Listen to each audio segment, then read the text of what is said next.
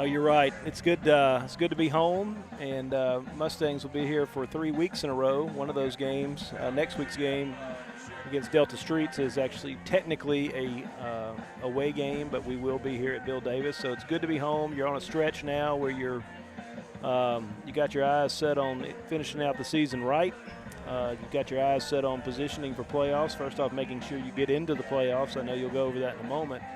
But to your point, you got your eyes on getting the last 2 weeks behind you where you gave up too many points, too many big plays, and just didn't produce much offense in either game. Certainly it didn't finish when we did have some offensive possessions that we were able to string together a few first downs. So Mustangs, it's homecoming tonight. It is. So hopefully there hadn't been too many distractions from that. It's a fun week always. I mean, that's what this is about. You know, school football is spirit supposed to be fun for the fans, fun for the players and coaches and student body. Yeah, it's more fun when you win though, and hopefully this week's fun can be a win for the Mustangs, and it'll take being more consistent on offense and not giving up big plays on defense. That was really our problem last week. I agree, and I think our defense, may not have shown it by the final score, but a tough second quarter last week. Gave up two big plays, and then a crucial turnover there towards the end of the first half. Played a good second half. I think our defense is getting stronger. I think our defense is playing well. Again, we've got to control the ball on offense and put the ball in the end zone. It kind of goes without saying how you win football games, but you've got to this is a winnable football game if you execute and play physical. Leake Academy, their record is not great, but I do not doubt that they're going to come in and play physical. They're a physical group in every sport. They play hard every time they come out, whether it be softball, basketball, junior high football, high school football. They're going to play hard, and we've got to match that intensity right off the bat. I remember we played Leake a lot in junior high. I just always remember looking over there going, how's that guy already have a beard? We're supposed to be in the 8th and 9th grade, and they're just look at the size of the guys that are across the way from us here. They're big bodied. I think they're this year down from where they have been. They've been very good last couple of years. Knocked out Pill out of the playoffs 2 years ago. So the Mustangs, I think we're pretty evenly matched. Both similar records. If you look at our common opponents, we've been either beaten by similar margins or beat Heritage by a similar margin. So this is about who wants it more tonight and who can execute better. You want to go over the captains?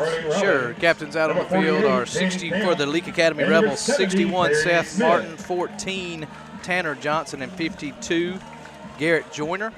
For your homestanding Mustangs, 4 seniors out there: Tate Dubard, number 7; Perry Smith, number 70; Charlie Robbins, number 12; and Penn Camp, number 48. On the injury front, I do think we're going to be without Jack Kirk this week, and I don't know how much going forward, and probably still Benz Porter. I'm not sure if Benz is going to play either. So Jack has been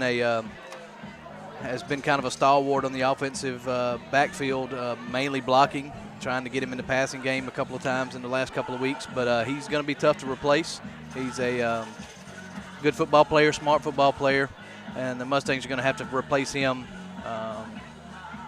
He's one of those backs that doesn't get a lot of glory because his name gets called a lot, but he adds a lot with his size and his blocking in that F-back position. So we'll look for the Mustangs to replicate him somehow, some way in the offense. Maybe we'll see something tonight that attempts to do that. But I think, again, the key tonight, Jonathan, is number one, I hope these players realize that that this game is one that they need to win, one that if they execute, they are very likely to win. But also one that if they don't execute, it can be quickly like it was at Heritage. You're down quick, 13-0 in the first quarter, and you have to battle your way back. Because I do think that you can bet on the fact that Leake drove from Carthage or Madden, whichever one you want to call it, up here today expecting to, knowing they're going to play hard and expecting to win. Hope we're ready because I know they are. Leake don't quit. No, they don't. Before we start, Hank, we're going to have the invocation. I just want to give out our thoughts and prayers to all the MAI's families affected by some tragedies last week, and I think even in the last couple of days at North Delta, here at Humphreys Academy, which has a young man who's a brother to a Pillow Academy student. And then I think Heritage had a tragic loss in their family. So we may do some moment of silence tonight on the field. But from our live stream family and all the Pillow Academy family, thoughts and prayers to those families. We'll pause here for the invocation and the Star Spangled Banner. I'd like to ask to pause for a moment of silence for the recent tragedies and loss of life at our sister schools from Humphreys Academy, North Delta Academy, and Heritage Academy. Following the moment of silence, we will have our invocation given by Pillow Academy 8th grader Ben Robert Smith.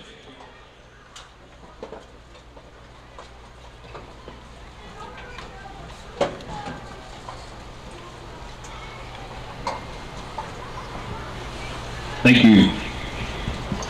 Please bow your heads. Dear Heavenly Father, thank you for the opportunity to be here tonight. I pray that you keep these players safe tonight during the game. I also pray that everyone here has safe travels home too. God, I also thank you for the sport of football and that we may enjoy each and every game. In Jesus' name, amen. If you would, please stand, remove your hats, and face the flag as Miss Shannon Milton sings our national anthem. Oh, say, can you see by the dawn's early light what so proudly we hailed at the twilight's last gleaming, whose broad stripes and bright stars through the perilous fight o'er the ramparts we watched were so gallantly streaming. And the rocket's red glare, the bombs bursting in air, gave proof through the night that our flag was still there. Oh, say, does that star-spangled banner yet wave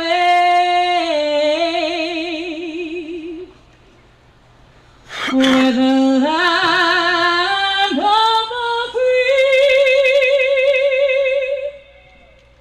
and the home of the brave?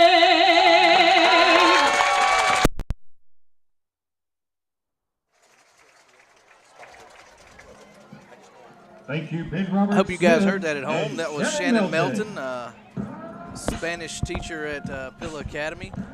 Last 2 weeks we had Miss Hattie Maloney. She sang the national anthem, and Mr. Banu, I hope those two weren't in the talent show today, or they would have smoked you. But they did. She did another fabulous job. It's always good to have the national anthem sung live, and we're lucky to have some folks willing to do it. That was fantastic. What did Banu do in the show? Banu and Barrett and Aaron Metz had a little three-man band and some sing-along. I don't think they won, but I don't know that was. I don't know if they were eligible. A for effort. Yeah. The Mustangs have won the toss. They have elected to defer. They'll kick to the Rebels. Hank, we talked about the power points, and the way you get power points is by playing stronger opponents and beating beating opponents. Mustangs come in ranked number 10. Leake Academy is in the final playoff spot at number 12. The Mustangs need to take care of business tonight against a 5A opponent going out of district, but they need to take care of business. They've got some future opponents down the road that they would be favored in, but those aren't going to get you many power points. This game is going to go a long way in solidifying your playoff hopes. Absolutely. These two teams have a lot of their season left in front of them in terms of their PowerPoint standings. The team that wins this game is not guaranteed to be in the playoffs, but most likely will be in the playoffs. And certainly, as we talked about last week, you want to move up, and you don't want to be in those last couple of spots because you're going to play a really, really good team first round. So lots of important reasons for these teams to come out battling hard tonight. I don't know if it's the white uniforms, but Leake's got plenty of size on them for sure. Speaking of uniforms, Mustangs are in their home green, trimmed by the gold pants and gold helmets. Rebels are in all white Navy helmets, looking a little Ole Missy. Yeah. If that's a word. I hope they play like Ole Miss too. At least tonight. Seraphin Simone has got the ball teed up at the 40. We'll be getting underway shortly. As you said, it's a homecoming night. Beautiful night for football. Stay tuned for an extended halftime where we'll crown the homecoming queen amongst all the senior maids and other rest of their homecoming court. But we got a football game to play first, and Seraphin Simone tees it up, kicks it to number, looks like 22. Takes it off the right side, gets a, well, no, I missed a guy. I don't know if he's going to be taken down by Drake Alderman. Tackled there by Drake Alderman and Austin Wiggins, number 24. Not surprising. Drake's 1 of 1. That's right. Drake Alderman. Nice night, Jonathan. Wow. Knock on wood. What a year we've had so far. Have not had a wet ball game yet. Not at all. Let's see. Mustangs are going to go with Penn Camp, Jay Davis, Bennett Barnes, and Wynn Harden across the front line. Drake Alderman, Elliott Flowers doing a great job in the linebacking department. Ruben Martinez, and let's see, the Leake Academy Rebels are going to go 4 wide. Throw it intended for number 6, Matthew Nowell. Broken up there by Clayton Goss. Almost intercepted. Good job by Clayton to start the game. Unfortunately, he overthrew the intended receiver and Clayton. Clayton reached out to dive and catch that one, just couldn't get a good handle on it, but the pass was well out in front of the intended receiver. Bring up 2nd down and 10. George Wilcox is a 6', 225 sophomore, big quarterback. Not sure if he's going to run the ball much, but video I saw threw the ball a whole lot. Gives it to number 4 across the right side. He's got some running room. Going to be dragged down by number 11, Brantley Counts. Number 4 is Charlie Brantley. Brantley's a 6'1", 145-pound senior. Hank, as you said, Leake Academy, I think they're probably in the same boat that we are, a little young, inexperienced. Yeah, I see lots of 11th and 10th on this roster. They played a tough schedule. Ooh, yeah, big time. I think they've had a couple of 6A opponents, as we have. So be interesting to see how we match up tonight. Wilcox on a big 3rd down possession play early. Throws it out in the flats to number 6, Matthew Nowell. Tackled there by Clayton Goss. A little too much cushion over there, Hank. On that 3rd down play, you got to kind of push up on him. I agree with that. Last week, Clayton had a big mismatch on him height-wise. Number 6 is, I don't know how tall he is. This is 5'10". He looks taller than that to me. But in any case, got to be a little tighter on the coverage there, in my opinion, on that 3rd and 4th. 1st down, Wilcox throws it over to the right, going to overthrow his receiver, intended for number 17, Ben Jackson, defending out there, number 17, Aiden Valente. Yeah, I was about to say, they kind of look a lot alike. Yeah. Different colored jerseys, but similar statures. Yeah, 6'3", 198 goes. Oh, he looks like Aiden will in a couple years then. That's right. Yeah, he is a little bigger. Aiden's coming out playing his second, kind of getting his 2nd start in a row on defense. The scouting report was that Leake would try to throw the ball, but also really like to run it as well. And I think they probably saw our scouting report that we do better against the run than we do the pass. There we got a good job getting pressure on the quarterback. Number 1, Wilcox's pass is incomplete, but he had some folks in his face. Yeah, intended for Matthew Weaver over there in coverage was Brantley Counts. Elliott Flowers did a good job of stunting there and getting into his face and disrupting that throw. Going to bring up a 3rd down and 10. Mustangs had trouble getting off the field in 3rd and long situations last week, Hank. It kind of was their Achilles heel. This is going to be the 2nd 3rd down in a row the Rebels are going to try to convert. Yeah. They were big, long passes, and this one is a flat pass out into the flats. Going to be bobbled. Caught by number 17, Ben Jackson. Right there on the defensive play was Brantley Counts. Good. Brantley, I bragged on him last week, Hank. He's been in a lot of plays and played a good defensive back. He's probably a little undersized, but he sticks his nose in there and makes a lot of good plays. Yeah, but that's not. You could say that about most of our defense. That's right. They're not. None of them are massive, or most of them aren't. But good job there by the Mustangs defending that. Matthew Ryan Smith back to receive the punt of number 61, Seth Martin. Looks a lot like Jared Lorenzen back there. Did Jared Lorenzen punt? Oh, Mustangs come close to. And they're going to not flag that, I guess because he's a big punter. He didn't go down. I hope that's the case. They ran into that him. that was a baby run into, though. Yeah. Well, again, I don't know. If he flops, he might get the call. Nonetheless, the ball is down, and Mustangs will take over. Tate Dubar brings his offense out on the field, going to be placed at the 32-yard line. And we'll see what the Mustangs come out and do. Last week, Hank, we had a lot of kind of came out and threw the ball a little bit. Again, we sound like a broken record, but you kind of got to see a little different formation. Yeah, this is kind of a little different. We hadn't seen this. Shotgun wishbone, if you will. 3 backs in the backfield. Leake hasn't seen this either. Sends Robbins into the formation, and that's not going to fool them. But ball carrier was Drake Alderman. Tackled there by Hagan Bobo, number 58 for the Rebels. No gain on the play.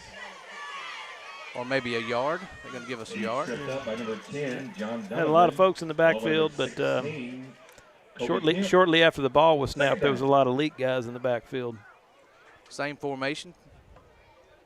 It's going to be Flowers, Robbins, and Alderman. Going to turn around and pitch it to Robbins. Not going to get much there. Going to be tackled by number 21, Grayson McDonald for the Rebels. Both offenses kind of feeling their way around right now, Hank. Yep. 3rd down and 9. Offensive line has been the same all year, led by Perry Smith on the ball. Flowers in motion. Play is blown dead, and maybe somebody moved in front of him. I don't know. Let's see what happened over there on the replay. I didn't see anybody move. Maybe they had Elliott moving forward. I don't know. Did they call that on us? Looks like they're walking it back. I'm not sure what. No, they're going to have offsides. Okay. Rebel in the neutral zone. I think our team assumed it was against us because they were walking backwards, but the ref wasn't. So that changes things a bit. Going to make it a 3rd down and 4 instead of 9, which opens up the playbook a little bit, Hank. Now you may want to run the ball here. Yeah, and what we're trying with the different look to run the ball is still running the ball. And I think Leake knows we want to run the ball, and they're keying on that already. Give his fumble ball, and Tate Dubar wisely jumps on it. Drake Alderman fumbled exchange, and Mustangs avoid disaster right there. John Donovan is there to force the fumble, and Yeah, but right now, unfortunately, Leake is winning the line of scrimmage. That may be where you miss Jack. He's been able to be kind of a big extra lineman, if you will, in that F-back position. Not sure if we have somebody that matches that stature and ability. Wes Griswold back to punt, and he kicks another beauty. Drives number 22 back to his own 30. Going to be shaken by Ruben Martinez. Misses the tackle. He's got room off the far side. Going to be met there by Elliott Flowers. Sure tackling Elliott Flowers. And could have had him there for a little loss, but he's going to gain about 10 yards on that play. Ran a long way for 10 yards. He sure did. I was going to say, fortunately, he ran east and west for a long time, and we were able to catch up with him. Looked scary for a moment there. A lot of green space on that right side over there.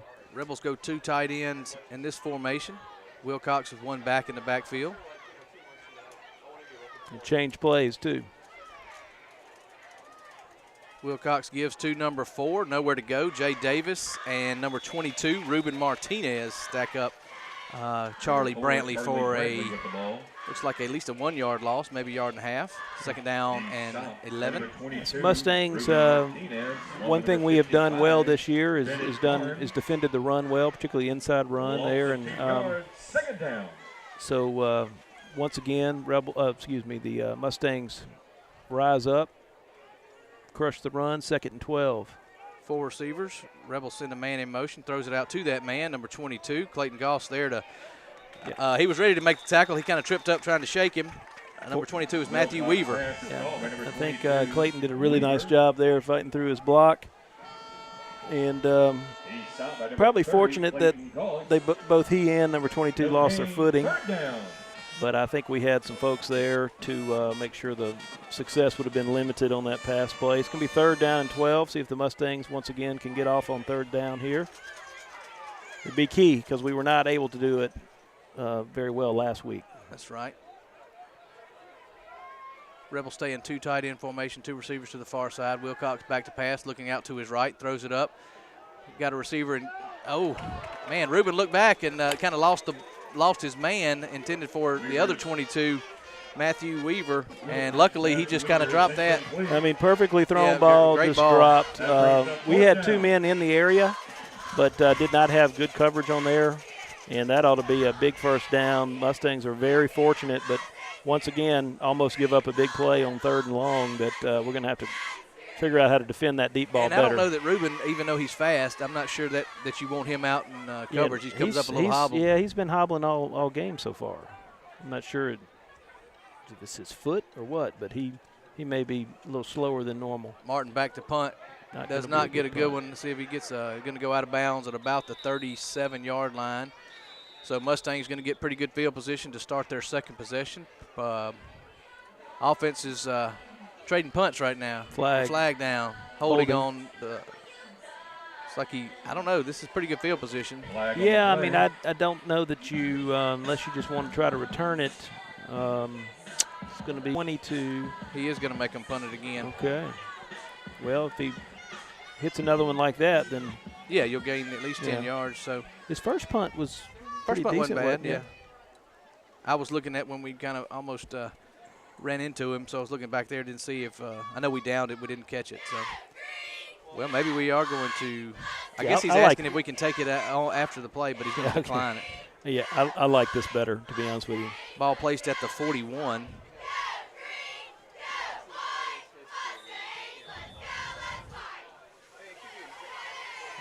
Dubard gives to Flowers, got a couple of lead blocks. Better start there. Tackle there by number 16, Kobe Kemp. Elliott Flowers, the ball carrier for the That was, I don't know that I've ever seen that. Yeah, so you just got 4 guys in a line lined up across the back. If somebody knows what that's called, Trip McCarty, if you're listening, let us know. I think we just invented it. But your 2, we'll call that the bar backfield, the line backfield. But if you saw that there, it was just a give across the body to the halfback on the right, and your 2 running backs on the left are lead blockers. That's your replacement for our F-back there. That's right. Takes 2 of them. Water timeout. JP calls that a media timeout. I'm not sure why. Where is? I guess where's the media? Is Jack we don't Kirk need a down timeout. there? Jack Kirk is. I saw him walking into the locker room. He's right there, number 10 in a knee brace. Okay, I was asking if he was on crutches. He's on a knee brace. Yeah. I did hear. I just checked on him with his dad this week. I know we got a good report. Not sure that good report means no surgery or just how long he's out. I didn't get into that, but he did get a good report. Jack's a basketball player too, so we don't want anything to keep him out an extended period of time. No kidding. I think there are 700 cheerleaders and dancers out there tonight. You got the junior high squad and the high school squad. So, wow. I hope they don't try to go in the stands. There won't be a seat for all of them. I hope one of them's got a good arm, can throw a ball or candy up here. I need some spirit sticks, too. Charlie Robbins fighting on the right side, going to get to about the 49. Good job. Good hard running by Charlie. Gage Bennett. Yeah, right here. 5. Jack Harkins just on Charlie the tackle. keeps his feet pumping and picks up another yard after he's almost fallen down. Good hard run there. Bring up 3rd down and 2 for the Mustangs. Still looking for our first down of the game. Cliff Barnes says we're going to get it right here. He's calling it. I think I might run it twice if we don't get it on this one, Hank. I bet we're not throwing it. Give his to Alderman. He's got the first down and into Rebel territory across the 45 to the 43. And they get a face mask. Did they flag him? Yep. 21 actually tackled from behind, which pushed our player forward. He tackled by number 21. And then grabbed his face mask as he did it. It's going to be a personal foul, 15-yard penalty. Big-time play there for the Mustangs. So that's going to be a net of about 20 yards on that play after about a 5-yard run. Tough running by Drake Alderman. Wow, Cliff really knows what he's talking about here. He knew that. Did you call the penalty too, Cliff? Okay, you were just looking for the 2 yards, not the 27. So where's that going to put the ball? 29-yard line of the Rebels.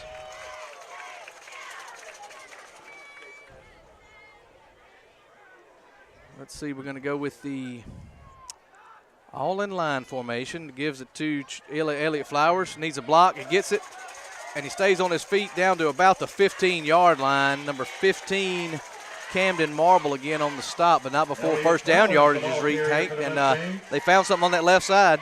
Yeah, they like it. And if you look at it, really what's happening, it gives you a good opportunity to set the edge because your inside guy is looking for somebody that's coming off at like the defensive end spot, cut him in, and then it leaves you a lead blocker out there for either that linebacker coming around. Yeah, so it's an edge-setting kind of play here. And you run that a couple of times, you get Valente where he is right now. You know, you like that matchup on the outside. Give again to Charlie Robbins trying to get on the right side. Good stiff arm. Gets inside the 10 at about the 9. He really made that effort himself. Yeah, Jack there wasn't a whole lot there. He caused the defender to miss him with a good stiff arm and ends up making about a 5-yard gain, 6-yard gain. 4:10 to go first quarter. No score. Mustangs in the red zone. Second down. 2nd and 5, yeah. Ball's on the Leake 10. Yeah, right inside the 10-yard line. Mustangs obviously can get a first down. Same formation. Give his to Flowers, trying to get to the edge. Gets fumbles. I hope he was down. He was down. Yep. Mustangs dodging some bullets early. Yeah, we talked about having to protect the ball better. Clearly, that was caused by the ground there, that fumble. So referee was right there, saw it clearly. Mustangs will get a first down, be awarded a first down at the 5. Be first and goal from the 5. Mustangs choosing to keep the ball on the ground thus far in this game. Run it till they stop it, Hank. Yeah, credit to coaches trying to find something that'll work, trying to replace Jack. There's a lead blocker there, and I like this. I like what we're seeing so far. Tight set gives to Robbins. Another stiff arm, not able to get around the edge there. Leake Academy read that well and stretched that play out. Tackled there by 16, Kobe Kemp. 2-yard loss, it looks like. Bring up 2nd and goal from the 8. He's tackled by number 21, Grayson McDonald, along with 16, Kobe Kemp. That brings up 2nd down. I would assume that the Rebels have watched tape and see that Tate Dubard is a key component in our running game, and look like they're taking him away inside and going to make us beat them on the outside. Yeah, from what I can tell here, this hadn't really been a read. It's been more of just a straight handoff. But it wouldn't surprise me if they don't have a spy. I can tell you what defenses are very unlikely to be worried about is us throwing the ball. Right. So we're going to have to make them respect us at some point. Yeah, the scouting report is not hard to figure on the Mustangs right now. You're going to load the box, see if we can't block everybody in the box. So far, we've been able to do that. Larry Anderson's on. He says, let's go. Larry, you get the consistency award. You are not only are you there with us watching, you're always sure to tell us. Larry's probably Larry's got multiple homes. He's probably at his Starkville location. He's probably remote. He could be not. It's a long time till 8 o'clock tomorrow night. Autumning in the Golden Triangle area. So Mustangs after the timeout come back in the kind of wishbone, and Tate is going to keep it. And I don't know if that was a busted play or not. It was kind of out of rhythm, at least. It made me dizzy. Tackled there by Grayson McDonald, number 21 for the Rebels. The big 3rd down here to start the game. Early first quarter, 2:29 to go. I guess late first quarter, I should say. Ball on the 6. Mustangs clearly in field goal range, but really prefer touchdown and not have to try a field goal. This is another new formation. Dubard got Charlie Robbins if he wants him, and he they're going to be roughing the passer, it looked like. I didn't see it, but that's where he threw that flag. I think it's because he went. Yeah. That was close, but we will take it.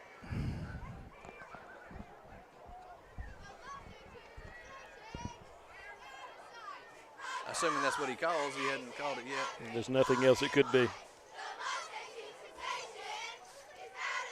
That will be a half the distance to the goal, first down Mustangs, so the ball should be about the 3.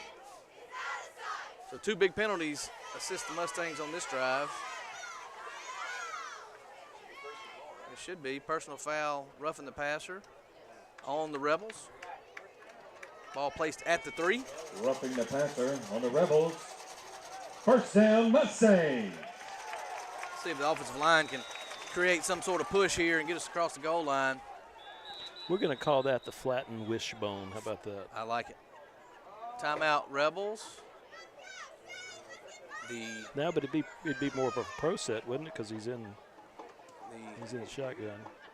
Head coach of the Rebels is apparently questioning that call. The referee is indicating that he lowered his head. He did. For providing the Mustang football team with the pregame meal. He kind of launched into him instead of just. And you know, like it or not, they're going to err on the side of safety in this day and age, and as they should. But it's always tough to be on the other side of that call. It is.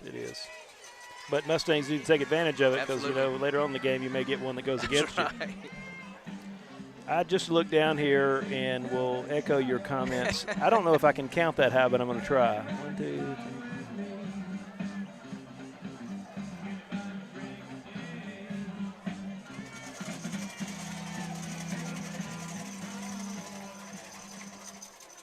All right, Mustangs put Seraphin Simone in the F-back position.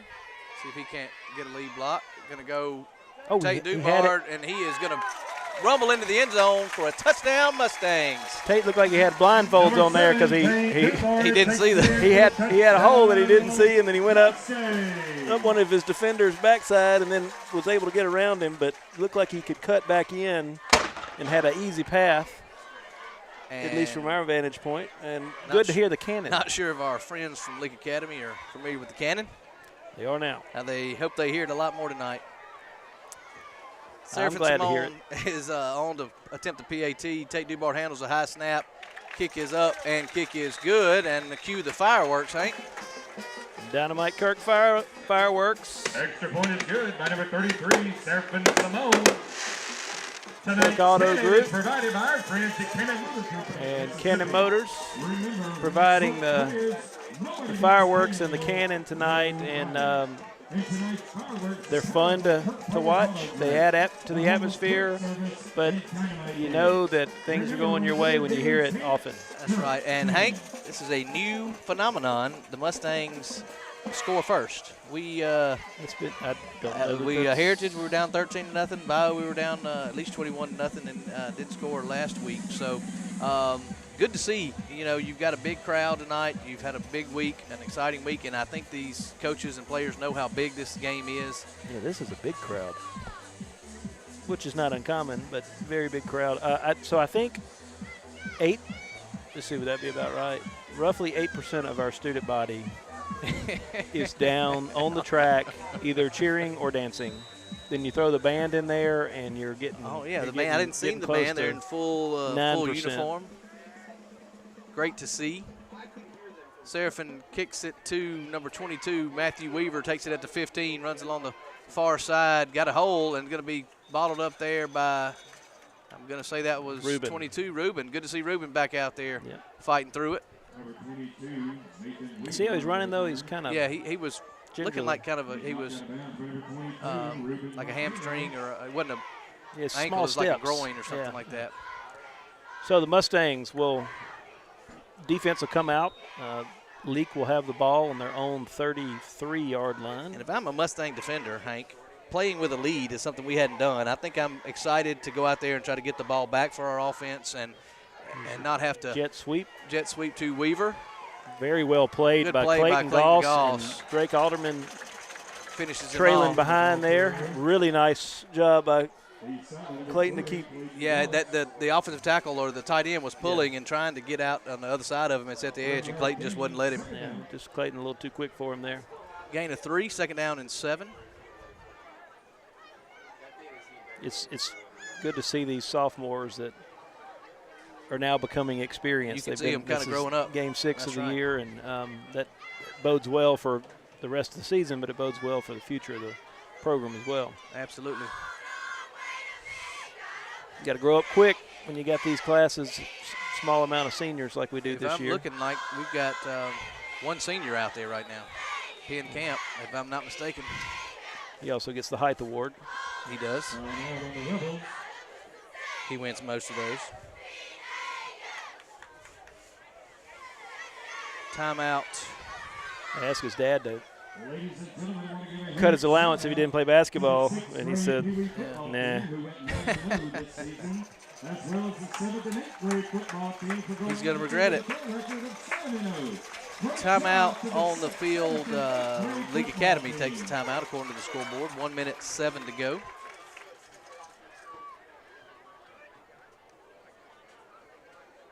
Yeah, I'm thinking one senior out there right now, so that bodes well for the future, at least of this Mustang defense. Tate obviously will come out and play some defense if needed. I know he's itching to. Oh, I know.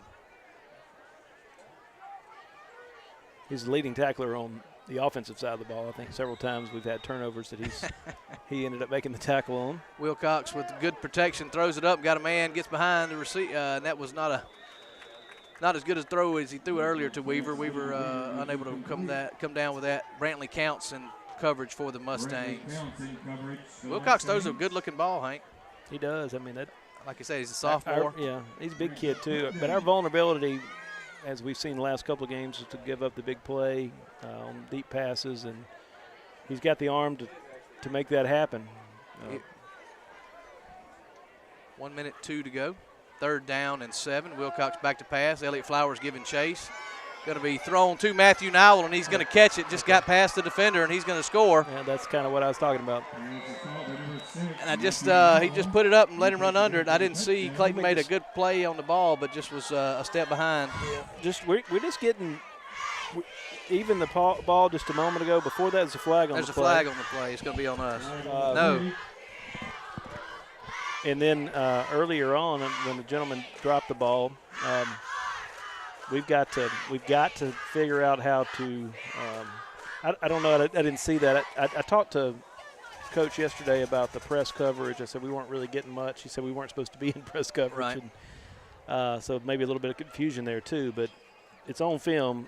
If you got a quarterback that can throw the ball like they do, they're going to try the deep ball because we haven't defended it well. No. The big play has bitten us again. Matthew Nowell, 5'10" junior. I don't know what the flag was. Coach Crowder is asking for another explanation. Did they pick it up? I don't know. It was on about the 50-yard line. Now Coach Crowder is unhappy with the official. He's there pointing fingers. I don't think that's going to get you any footballs coming up, Hank. Head on the swivel. Let's see. Need to and somebody's bring it cap. on up. We're looking for one of these softball ladies to.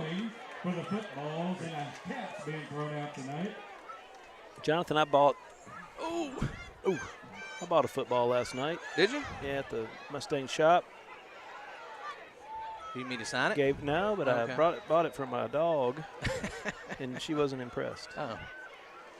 She's more of a. I don't know. Matthew Nowell, after catching the touchdown, is going to try to kick the extra point, and he just sneaks it over the crossbar. And we are tied here, Hank. 54 seconds to go. And Mustangs fight for another 3rd down and just can't get off the field. It's been biting us all year long and continues to do so.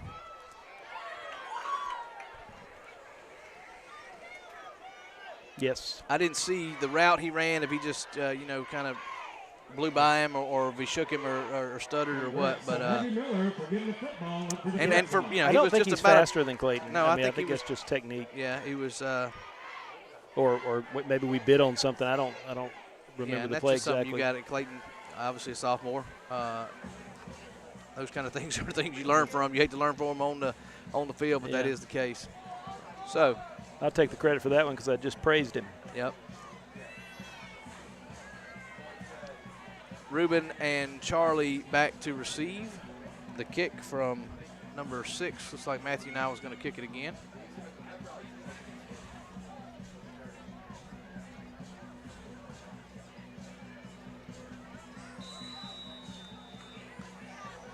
It'll be the first time we've seen a kickoff from Leake tonight. Kicks it short. Elliott Flowers is under it. See if he can get some blocking. Gets upfield, and he's got some room on the far side. Gets up near the 40, about the 37. It looked like you need to cut it outside, not inside there. He wouldn't have gotten a whole lot more, but tackled by 30. Owen hit. Mustangs have good field position. Working their own 38-yard line. Yeah, that's where it is. Had some success there with the, we're going to call it the whatever, straight line pro set. Well, they're not in the straight line this time. Yeah, looking for getting squared away with our receivers, Griswold and Valente. Hadn't seen Griswold play much offense. Played a little bit tonight. Gives his no, Tate keeps it. And, good tackle over there by, is that 15?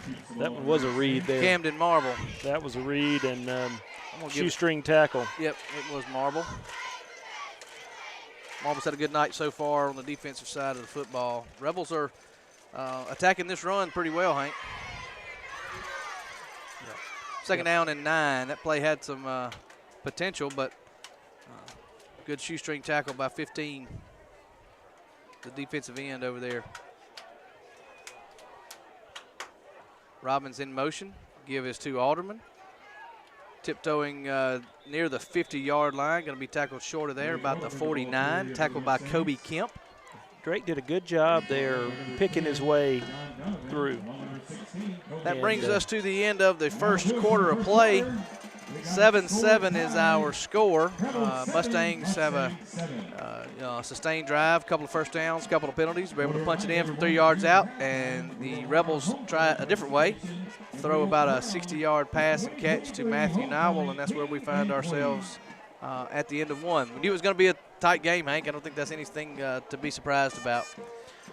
You know, I got a chance to talk to Coach Donahoe last night at the junior high game, and congratulations to them, by the way. They ended the season with a big whipping of Heritage Academy. I believe it was 33-0. At least it was at one point late in the game. I think that was the final. But he just said, you know, this is the most evenly matched team that we've played.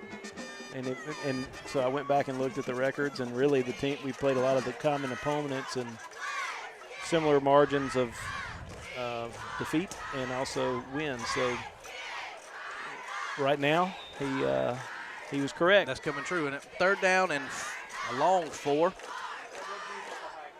Dubard again with 3 running backs in the set. Got a good blocking on this side. Flowers cuts it back to the middle. Got one man to beat, and he beats him. You can see it's going to be a race to the goal line. No flags on the field. Touchdown Flowers. Good to see Elliott touchdown Mustangs. Elliott Flowers. Good to see Elliott getting in the end zone. He's fought hard all year long on defense. Yep, we ran that. Continue to like to run that play to the left side with those 2 lead blockers. That was the short side of the field this time. Had it blocked well, and then Elliott did a good job making the last defender miss, cut inside him, and was off to the races. No one was going to catch him. Mustangs respond pretty quickly. I think that was 3 plays. Third play, we were on third down. 11:48 to go. Had a high snap last time. Let's see if we can get it down a little bit. Great. Better snap. Great snap and good kick. We are started out slow, but now we racking up the points. Good to see some fire out there from the players. Hank, we have done our due diligence, and we have, I think, completed all our sports reports. And I guess we'll start with the season that came to an end early, if you ask Coach Gleason. They fell short, I think, to Leake Academy Lady Rebels. Beat them in the elimination game at the North State tournament in Cleveland last weekend. So, of course, you're referring to softball. Yeah, and fast pitch softball. Yeah, so they won. That was the North Half tournament. They won their first game against Simpson, and then lost to Bio and Leake. I think Bio's got a good team. I think Leake has a good team. Actually, Pilla had already beaten Leake twice earlier in the season, and hats off to Leake. They played a really good game, ended the Mustangs' hopes for a state championship, but the team improved a lot this year. They had a very young team, only 2 seniors, 1 junior, and 6 sophomores and a freshman. Went 14-10, and Coach Joy Gleason loaded them down with a very tough schedule, wanted to make them better, and by all accounts, is a lot of lot to look forward to with Pillow softball in the future years. Kind of like our football team. Absolutely. A lot of youngsters got a lot of experience. Weaver takes that kickoff upfield, tackled by number 11, Brantley Counts, along with a few other of his teammates. Brantley looks like he's a little shaken up, but he's not coming out.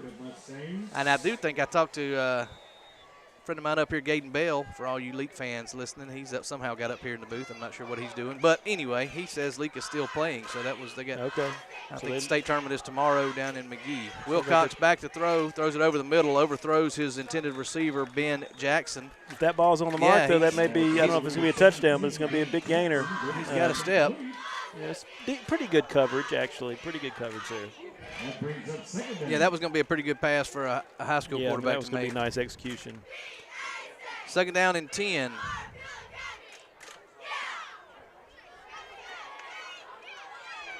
Two wide receivers. Give is to number 4.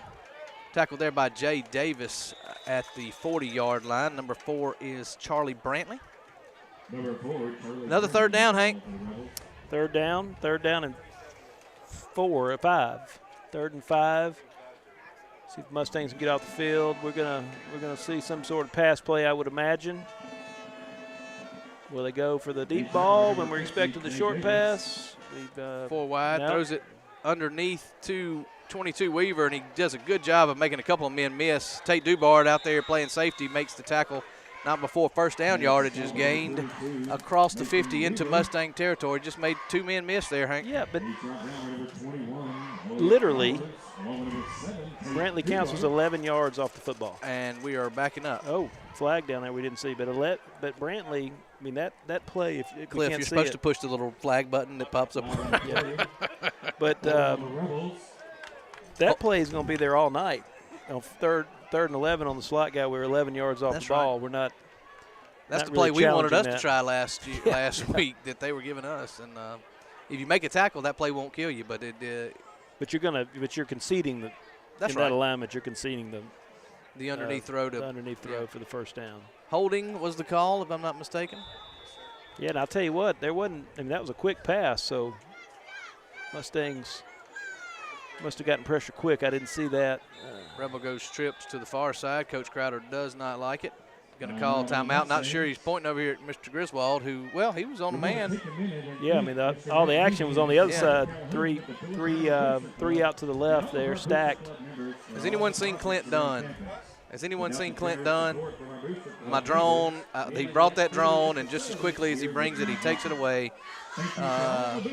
Junior high football's over. Is Kent authorized to fly the drone, Mr. Banu? Is Kent authorized to fly the drone? Is Kent, he's over there. Is he not authorized to pilot the drone? We don't physically have the drone. So, Clint, thanks for nothing, buddy. Jonathan said that, not me.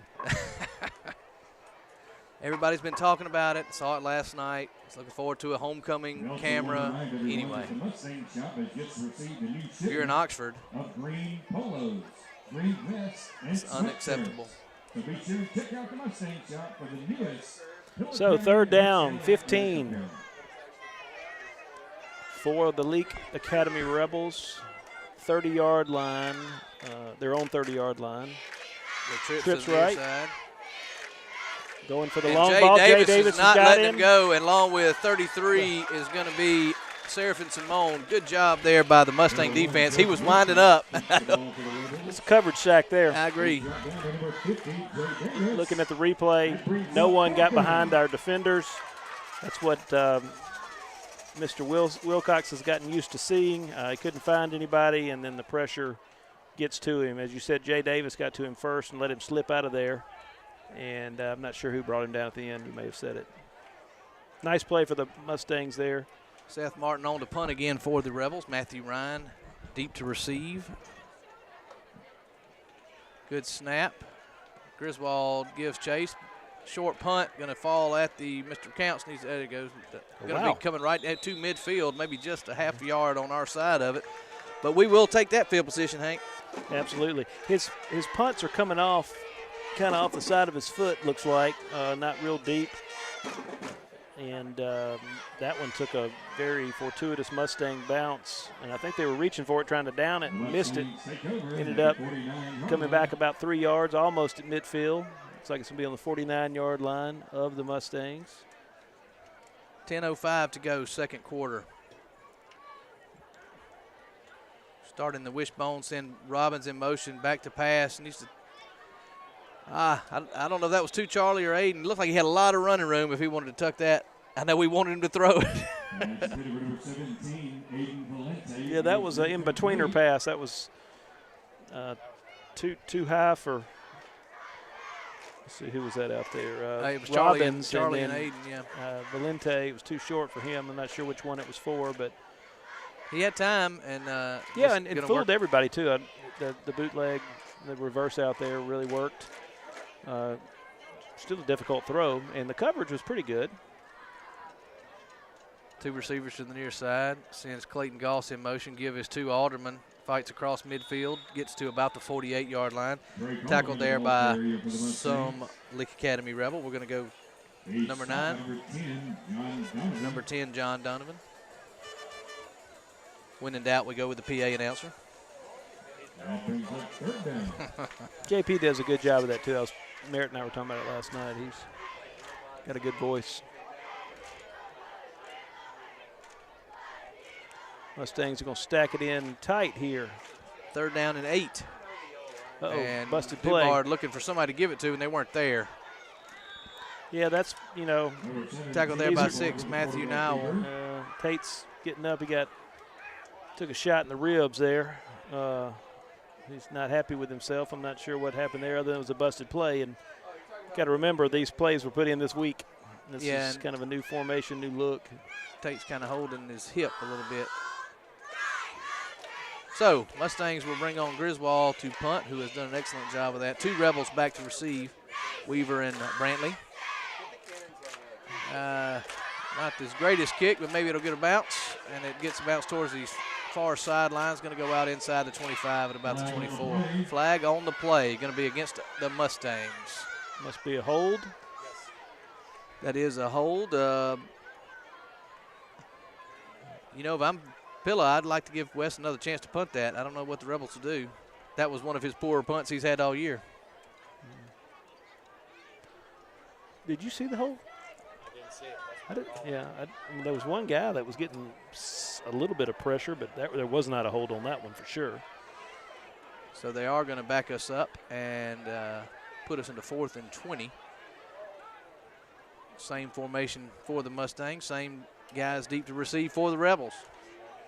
Yeah, I mean, I think that I don't blame him here because that was, while it wasn't his best punt, it was still more effective. And I think I don't know with these two guys. I think again they've obviously watched film and they've seen Wes's punts get a lot of roll, and they're back there to prevent that. That is a much better punt.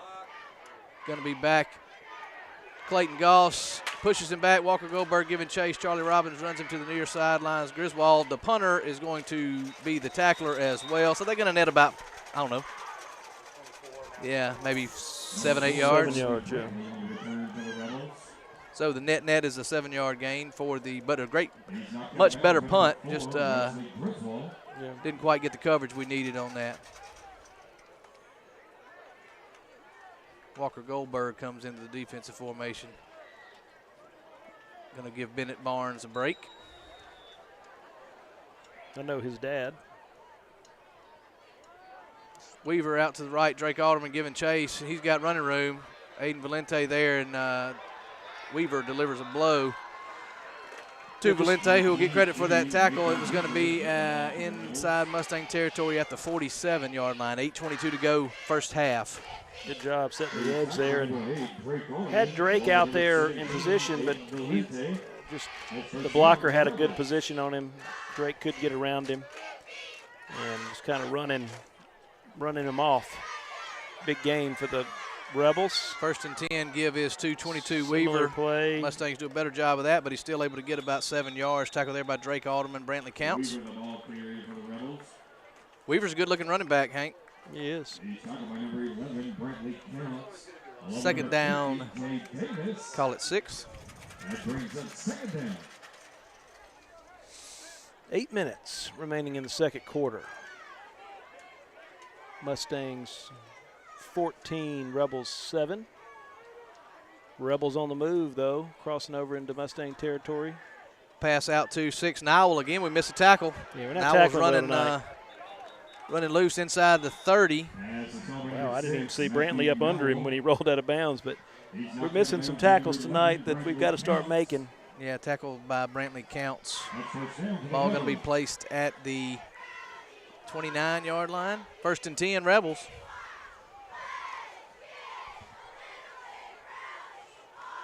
When they start doing this, I think throwing it underneath, it kind of sets up the deep ball that they want to do. So you got to keep your eye on that. Give again is to Weaver. He's got running room on the edge. Good blocking out there. Going to be tackled by Jay Davis. Good defensive lineman coming up, making a play in the defensive backfield. But good solid game for Weaver again. Yeah, got something working here now on this edge. You just seeing that as that handoff's being made, that the edge is set and clear of any Mustang defenders, and Jay does a good job getting over there to limit that gain to only 8 yards. Otherwise, it might be a big one. 55 Barnes back in there for this 2nd down and 2. Clock easing up on 7 minutes to go.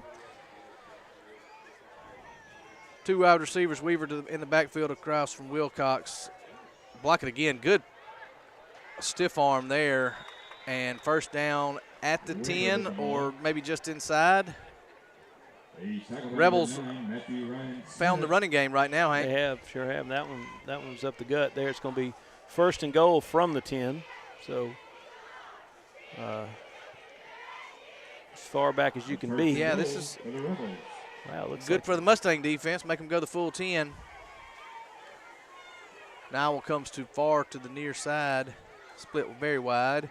Yeah, this, you know. Rebels get the play. My guess Shift is their they don't backfield. try to either. Give his 2-4. He's bottled up there by Drake Alderman and Jay Davis. Great job by the inside linebacker. I'm glad I didn't give my opinion of what I thought they were about to do because they didn't do it. But if he had bounced it out, it would have been what I thought. And it looked to me like they were going to try to take this wide out and bring him way over here. Bunch everybody in and hit that outside again. Instead want to have a one-on-one, try to make one move. And still could do it. They're going to have new quarterback in. They're going to be kind of a wildcat. Good job there by Jay Davis. Get him on the ground, Jay. Good job. Jay's balling tonight, Hank. Fake wildcat. Yeah, he's got a bunch of tackles right here. He busts through, gets around his blocker, hangs on. The rest of the team comes by to wrestle him down. What do you know, Hank? Hank? A loss of 3.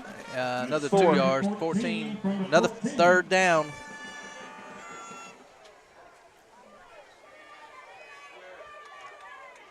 Based on what I saw from the extra point there, maybe not much leg. Wilcox back to pass, throws it to his man over there, 17, and going to be tackled there by Clayton Gall. So now that gives them a big decision to make here. That's going to be probably in range. 17 is Ben Jackson. Offense looks like it's kicking team's coming out. Looks like Coach Pickens is going to take the I guess that's attempt what for they're the 3. doing. Either that or it's a personnel package change.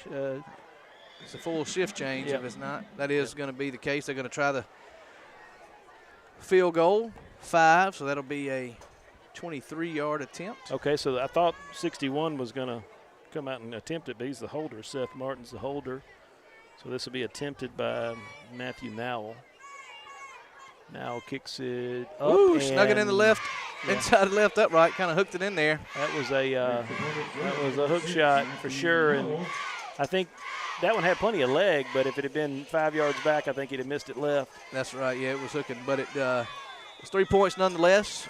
Rebels cut into the lead at 14-10, 4:37 to go first half. It's points, but that's a win for the Mustangs. Oh, I agree. Because you had 1st and goal there. They were moving the ball, and all of a sudden we created a couple negative plays that and did a good job keeping that ball in front of us on 3rd down. They completed the pass, but kept the ball in front of us and didn't let him shake off or tackle. So good job by the Mustangs. Yeah, if you are joining us on the field or in the stadium, you know it's homecoming. Stay tuned. Mr. Badou's going to bring you all the homecoming festivities. I understand Coach Donahoe is planning on going full tuxedo and crowning the homecoming LC. Somebody might want to remind him of that. He's probably tuned into the game right now. How does he have time to do I think he's got a phone booth handy and is going to go Superman. I don't know if he's got it underneath his coaching suit or whatever coaching uniform or what. We'll see. He's been planning on it, so I know he wants to do that as his role of head of school. So we'll see. Mustangs going to go deep to receive Charlie Robbins and Ruben Martinez. Got to talk about that a little bit last night. I said, Coach, you're doing a good job calling these plays, you know. He said, well, it doesn't feel like it when you don't score any touchdowns. But we got to remember why he's in that position. We had a coach leave us late in the year. And not a whole lot of coaches looking for jobs in the month of May or June. So appreciate Coach Donahoe stepping up and calling the plays and fulfilling all his other roles too. Banging footballs off the Griswold is somebody. This ball is going to go out of bounds. Finally, that was a. So that will be a penalty. And I'll tell you what.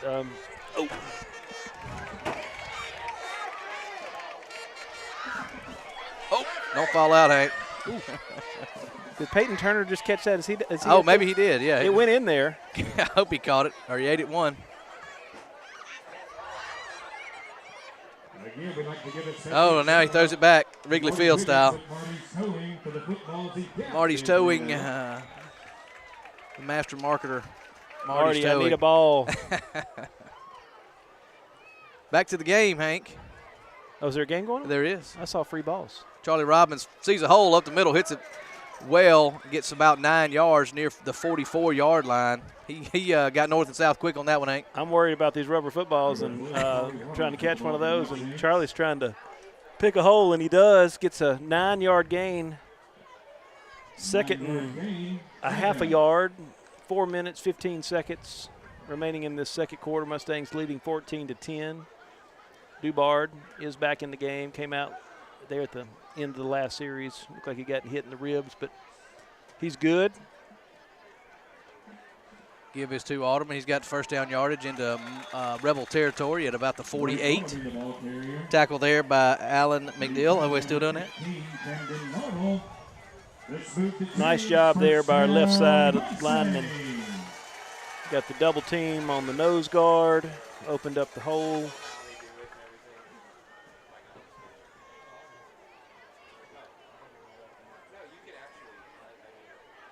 Another wishbone formation. Tate trying to get outside. That didn't look like where he wanted to go with that ball. Charlie was getting upfield quickly and tackled there by John Donovan. Second down and call it 10. So see, we have Perry Smith is the center. And Wynn still left. No, who's the left guard, Jonathan? Can't see what number is he? Well, that's what I'm saying. I can't see who's in there. Left guard is Wynn Harden. Oh, he's at left guard. 54. Yeah, okay, he's well, a no, guard. he's left tackle. That's going to be Smitherman or Harper Hodges. Harper Hodges, 77. Running room for Elliott Flowers. Oh, he bounces off a tackle, gets to the 40, going to be about 2 yards short. Sorry about that. Elliott running hard, tackle there by Charlie Brantley. Yeah. He took a hit and didn't go down.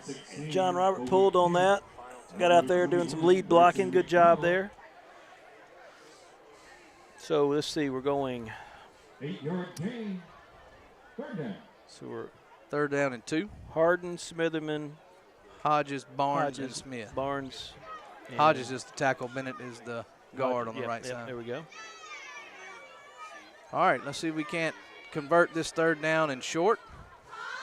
Tate's going to keep and dive across the 40. May get a yard, but it's still going to be short of the first down. Clearly, just kind of ran out of real estate on this near side. I thought he did a good job to get back to the line of scrimmage and even gain a yard. Tackle by 4, Charlie Brantley. It's going to be they called him out at the 40. I thought he reached across it. They give him about there you go. There you go. Got it right now. So it's 4th and 1. Clearly 4-down territory here on the 39-yard line. Mustangs have one timeout. Going to see if we're going to call them off sides here. Nope, we're going to run the play. Drake Alderman's going to. Man, that's going to be close, Hank. He rolled he's going to into come the up short. 40. You think so? Let's see where this. Just looking at the spot. Yeah. Got tripped up there by Marble 15 coming through there and just swiped his leg there. Did a good job of He did a good job of trying to penetrating. stay on. Yeah, well, and Drake did a good job there trying to stay on his feet, but just wasn't able to do it. And it's going to be a turnover on downs. I guess we were about a half a yard short. Yeah, going to be a good stand there by the Rebel defense. Mustangs looking for a stand of their own, coming close to the halftime. Be surprised if we don't go up top here pretty quick. Throws it underneath to Weaver. Brantley counts. Been a sure tackler tonight. Tackles him, going to go out of bounds at the 48-yard line. Clock stopped with 2:10 to go.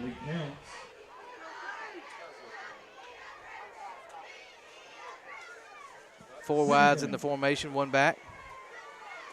See if the Mustangs dial up any pressure here. Wilcox throws to Nowell. He's going to be down about the 42-yard line. Good throw and catch. First down, Rebels. They got one timeout, but that first down is going to stop the clock. They'll roll it when they get the change set. They are rolling it now. 2 minutes to go.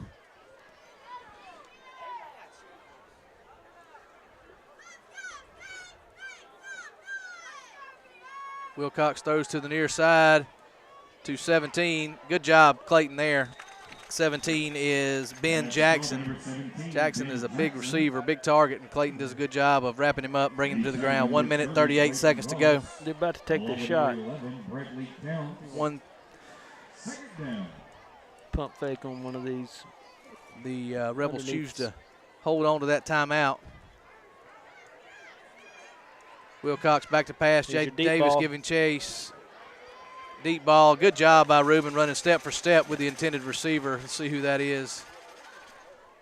Is that Nowell or is that number 5? That's 5, yeah. 5 is our 22. Jack Harkins. Jack Harkins there. As you said, Reuben Martinez running step for step with him. Reuben still favoring his leg there. It looks like it's his left leg maybe, but ran with him. Good coverage.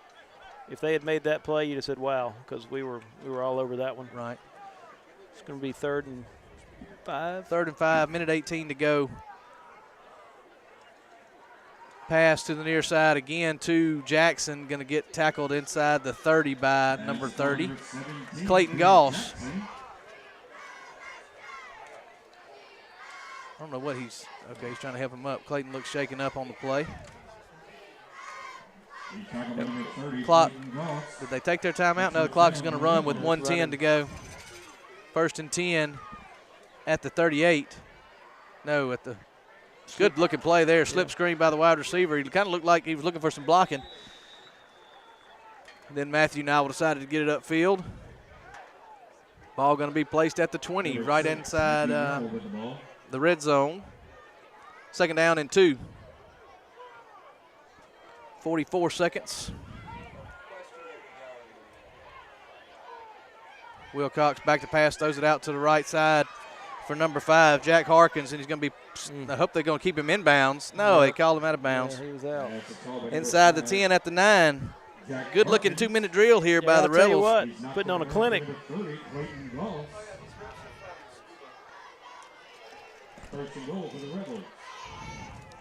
First and goal. Rebels holding on to that one timeout. He's rolling the clock. Well, the Mustangs were able to keep him out. He did. He stopped he did do that. But the clock is running. Yeah. Leake coach doesn't like it. There's that slip screen again. Mustangs are going to need to keep the ball in front of him. He breaks the tackle to the outside and going to go into the end zone for a touchdown. Yeah. Man, that was just more of the same. Alderman was able to tackle him, but not before he reached across the goal line. So the Mustangs are going to give up the lead here right before halftime. Just got to secure the tackle, Hank, and nothing else to do there. They ran that same play twice on that drive. Making it look easy. Really good job there by Leake. Executed it. Throws were on the mark. Matthew Nowell on the hold of Seth Martin. And he's not getting them in by much, but they are counting nonetheless. 17-14 is your score now. Leake Academy scores 10 unanswered points to, barring a kickoff return, is going to take the lead into the half. Disheartening there for the Mustang defense. They weren't able to get the ball, get the first down on offense. Very short yardage, came up about a half yard short. And the Rebels take that momentum and punch it into the end zone. Mustang's going to need to respond here. Well, 10 seconds. Don't know how much we're going to do with that. But the Mustangs will have the ball after the half. That's if you're Leake, you like that what you just did there. Take the momentum into the locker room. See what they choose to do on the kickoff here. I'm squibbing it. Yeah, I think so. Mustangs have some speedsters back there, and Robbins and Martinez.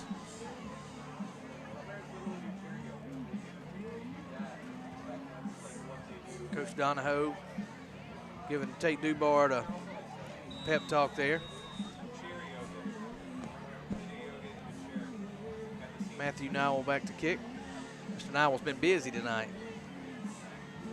Yeah, he plays a lot of different positions. Going to kick it short. Pooch. Alderman needs to, going to fall down across the 35 with 6 seconds to go. Mustangs, I don't know if they'll throw it up. May give Valente a shot to run under one. Why not? Let's see.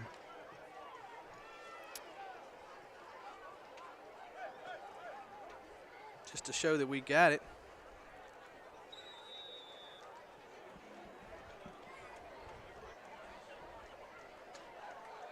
Going to stay in that bunch formation.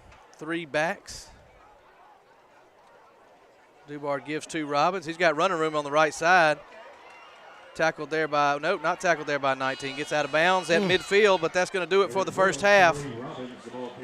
Mustangs strike first, but don't strike enough. So 17-14, Hank. We got a good ball game here. Come back and see us in the second half, but in the meantime, enjoy the homecoming festivities as well. Yep, we'll be back.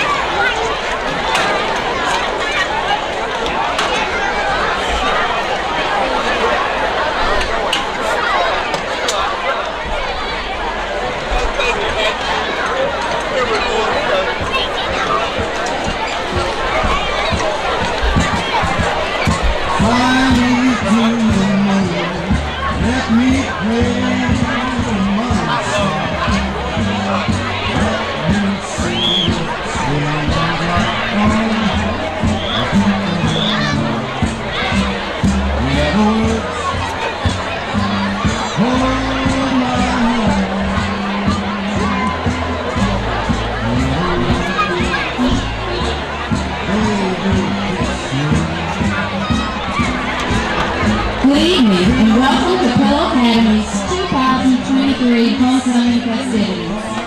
Before we begin, the Pillow Academy Student Council would like to extend its gratitude to a few local businesses that helped make this evening so special. Thank you to Frank's Flower Shop for creating the beautiful bouquets for the homecoming fort and the arch, to the farmers market for loaning the beautiful mums on the field, to Connerly's for assisting with the handsome tuxedos that our escorts are wearing, and also to Lindbar Jewelers for the elegant crown that will soon be presented. And now it is time to present the court. Our freshman maid is Elliot Ann Panton, being escorted by Lee Palmer Brock. Elliot is the daughter of Mr. and Mrs. Hank Panton. Lee is the son of Miss Kristen Brock and Mr. and Mrs. Lamar Palmer Brock. Elliot Panton and Lee Brock.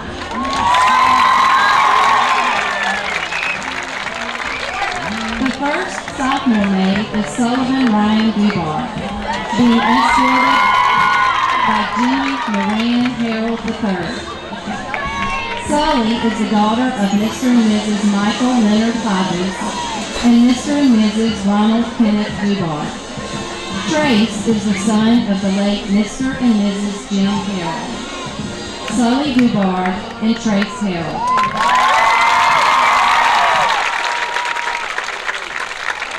Our next sophomore maid is Isabel Jane Hodges. She is being escorted by William Sanders Neal. Izzy is the daughter of Mr. and Mrs. Trey Hodges. Will is the son of Mr. and Mrs. James Neal, Jr. Izzy Hodges and Will Neal.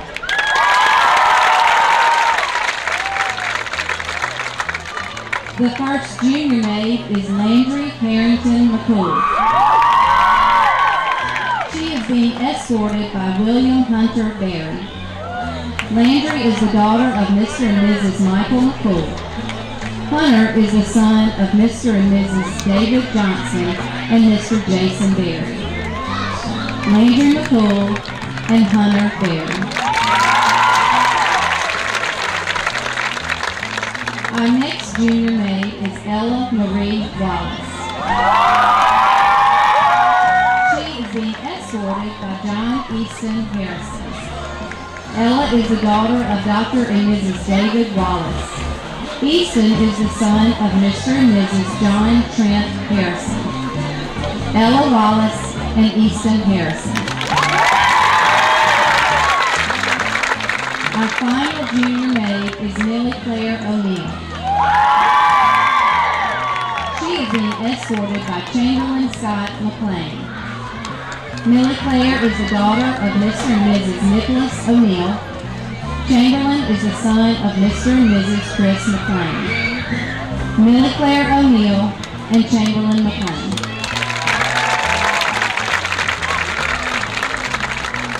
Our first senior maid is Lola Grace Harris.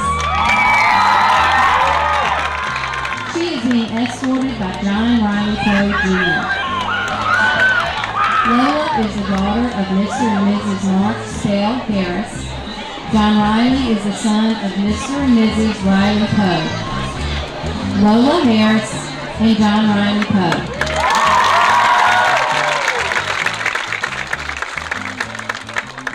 Our next senior maid is Megan Ray Hauser. She is being escorted by Mize Tucker Fleming. Megan is the daughter of Mr. and Mrs. Brad Hauser. Mize is the son of Mr. Hayes Fleming and Mr. and Mrs. Ben Estes. Megan Hauser and Mize Fleming.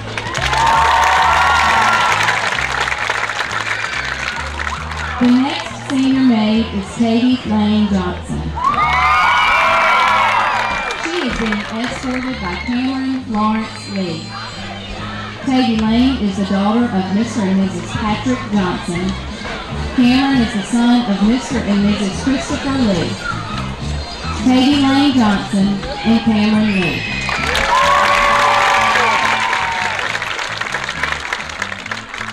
Our next senior maid is Elizabeth Gailey Marshall.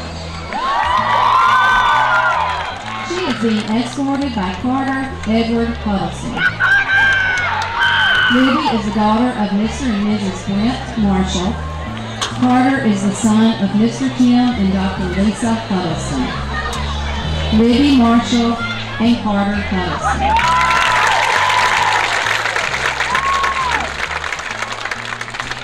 Our final senior maid is Millie Claire Moses. She is being escorted by Preston Michael Blaylock. Millie is the daughter of Mr. and Mrs. Corley Moses, and Preston is the son of Mr. and Mrs. Mike Blaylock. Millie Moses and Preston Blaylock.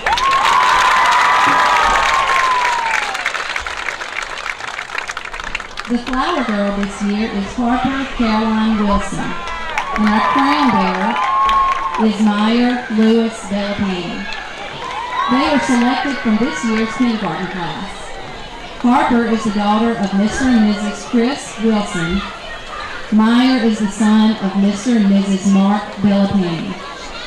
Harper Wilson and Meyer Delapini.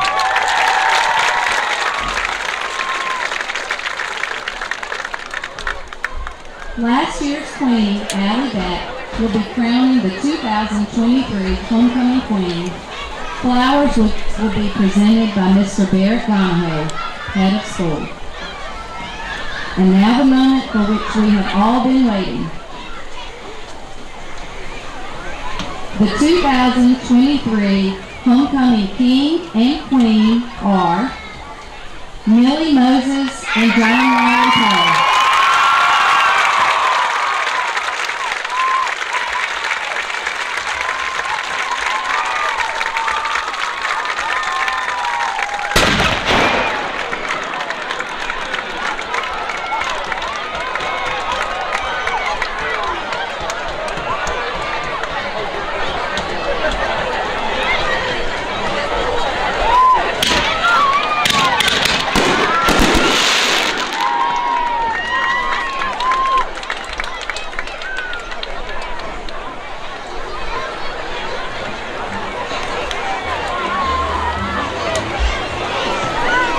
Thank you for coming tonight and supporting the presentation of our homecoming court.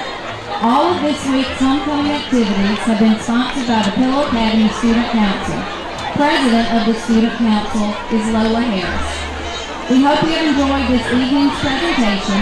Once again, we would like to extend a special thank you to Frank's Flower Shop, the Farmers Market, and Connery's for your help with the flowers and tuxedos, to Lucy Swayze for your assistance with the field decorations, and to Linbar Jewelers for your generous donation of the crown year after year. And to all the many people who have helped make this homecoming so fun, thank you to our students, parents, faculty, and staff for their support throughout this homecoming week and keeping alive our traditions here at Pillow. It is truly a great day to be a Mustang.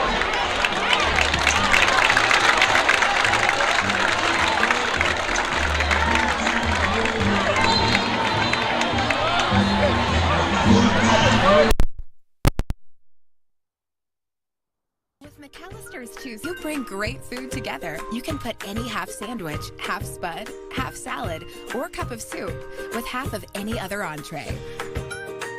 McAllister's Deli. Great food brings us together.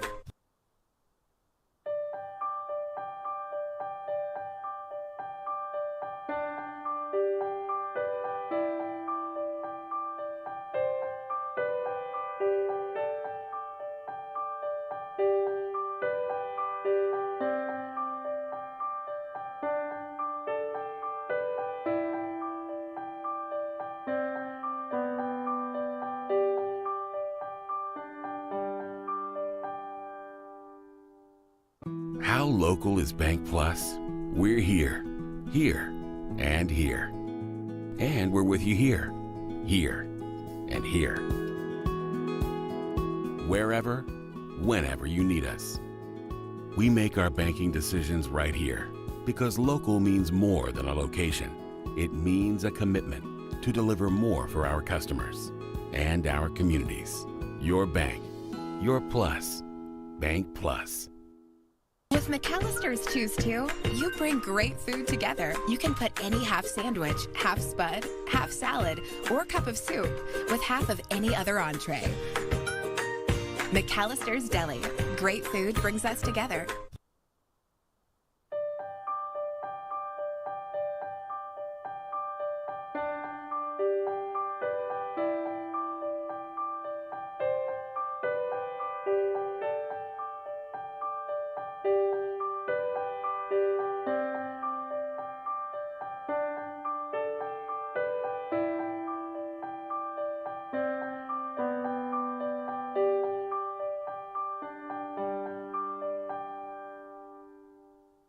How local is Bank Plus?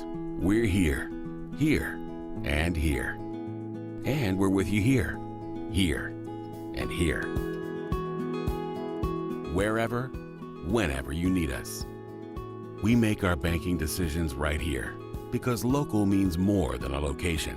It means a commitment to deliver more for our customers and our communities. Your bank, your plus, Bank Plus. With McAllister's Choose 2, you bring great food together. You can put any half sandwich, half spud, half salad, or cup of soup with half of any other entree. McAllister's Deli. Great food brings us together.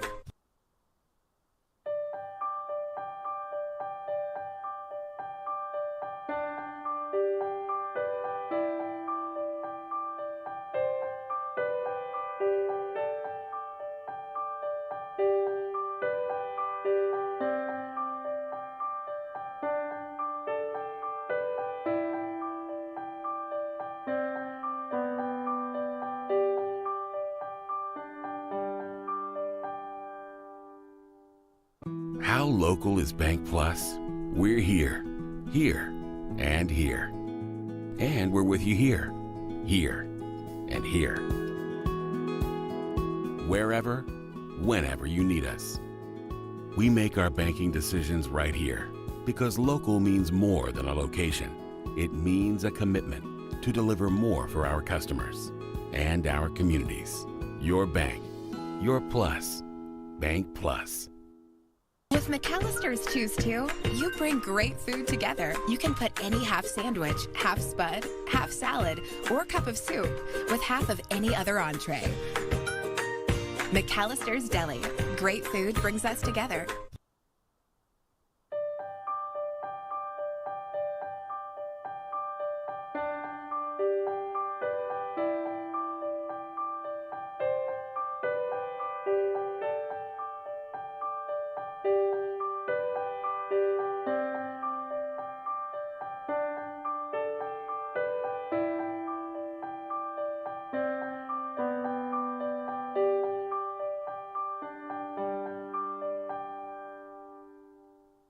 How local is Bank Plus?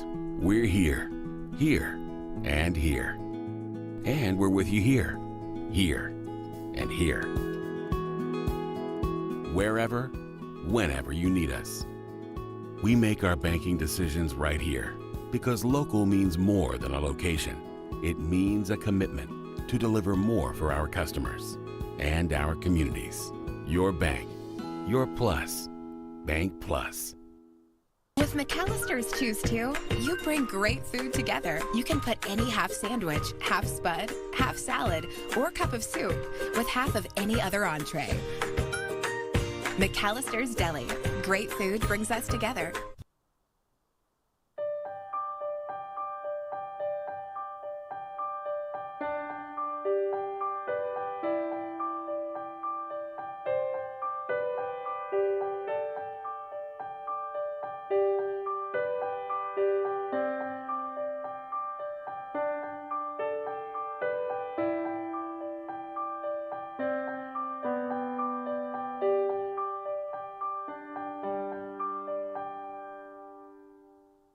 How local is Bank Plus?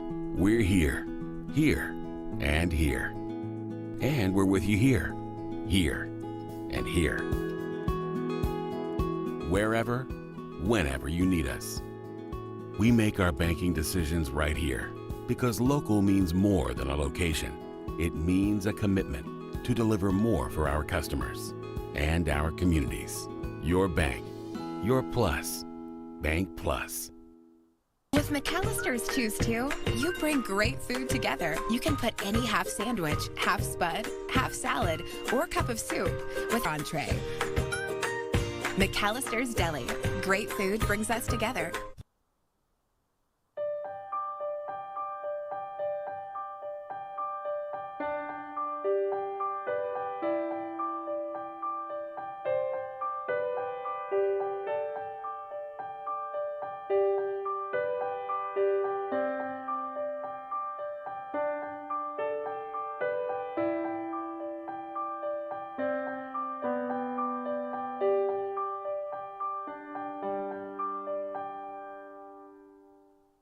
How local is Bank Plus? We're here, and here.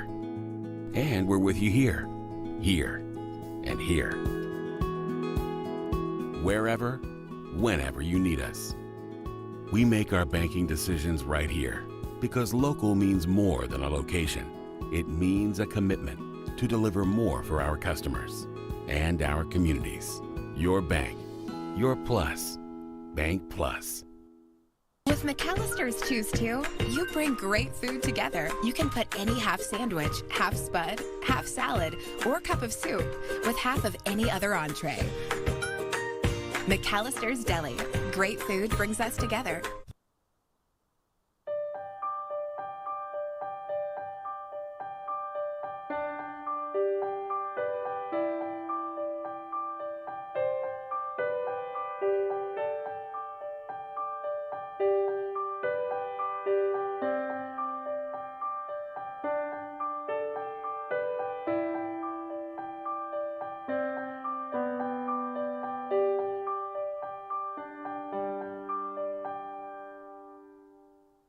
How local is Bank Plus? We're here, and here. And we're with you here, and here. Wherever, whenever you need us. We make our banking decisions right here because local means more than a location. It means a commitment to deliver more for our customers and our communities. All right. Your bank, your plus. We are back for the second Bank half. Plus. Talking to some With of my friends. McAllister's Choose 2, you bring Leake, not great friends for food another together. couple You can hours, put but, any half sandwich, half spud, shout out half to salad, or cup had of some, soup with half of Tex, any Jessica other entree. Byers. At least got one person listening to me McAllister's from Deli. back home. Great So food anyway, brings us together. I did tell Matthew Nowell's dad that he looked like he was tired, maybe needed to sit out the second half, but I don't know that they're going to take me up on that. So anyway, Mustangs coming back onto the field, going to get the warm-ups going in 3 minutes. And Hank, you got some stats here. Anything good to talk about? Well, the good thing to talk about is that we got a heck of a ball game going here. Mustangs trail by 3, 17 to 14. Stats-wise, 9 first downs for Leake, 8 for Pilla. How local is Bank Plus? You might imagine We're here, a lot of those here, for Leake, and here. particularly on that last drive. And we're with you passing here, 7 of them. We don't here, have any passing and here. first downs. I don't think we have any pass Wherever, completions either. That's whenever correct. you need So us. total yards, 195. We make our banking decisions right here for Leake and because 140 local means more for than a location. It means a commitment to deliver Pilla, more and for our 146 customers yards passing and for our Leake communities. out of that 195. Your bank, All your 140 plus, for the Mustangs Bank would Plus. be, running. With McAllister's Choose 2, you bring great food together. Yeah, you that's can going to put be the any half glaring sandwich, difference half is their spud, ability to half throw the ball. salad, All of our or yards cup of coming in soup one, with half of one- any other entree. Just one dimension. And they've been able to run it and McAllister's throw it. Deli. So Great their 2 food brings touchdowns us are, together. one off of that drive there right before the half. Good 2-minute drill. They did an excellent job executing on that drive. I believe that was less than 3 minutes. It was They about marched 2, it a down little the over field, 2. yeah. Yeah. And then the one big long pass play that answered our first touchdown. Clock showing 1 minute and 45 seconds. I imagine we're closer to 5 minutes away before this one kicks off. So if you need to go refresh your iced tea or your bowl of chips and salsa, whatever it is that you're doing while you're watching this live stream, you got a few minutes. Yeah, we're gonna have to local is clear Bank the Plus? clear the end zone Yeah, down we got there. a They're not bunch gonna. of folks Here taking pictures for the and homecoming here. court. I And remember we're last with you year here, the referees here, were not going to kick the ball and off here. until they cleared out that area. But while I got a minute, Wherever, Hank, whenever take you need another us. sports We make recap. our banking Before we decisions do right that, here No, sure. make sure we because announce local the, means more than a the location. Oh, yeah, yeah. King It and means a Queen. commitment Queen, to I deliver believe, would be more for our first, and customers Queen is Millie and our Moses. communities. Your bank, Congratulations, your plus, Millie. Bank and Plus. the King is John Riley With Pope. McAllister's Choose To, Happens to you be my bring neighbor. great food together. You can put Congratulations, any John half Riley. sandwich, half And spud, congratulations half to all salad, the or cup of homecoming soup court. with half of any other They entree. looked very beautiful and handsome. McAllister's Deli. Great As you food said, brings us there together. goes Superman, Mr. Coach, Headmaster Donahoe. Yep, he did it. He's back out here coaching them up.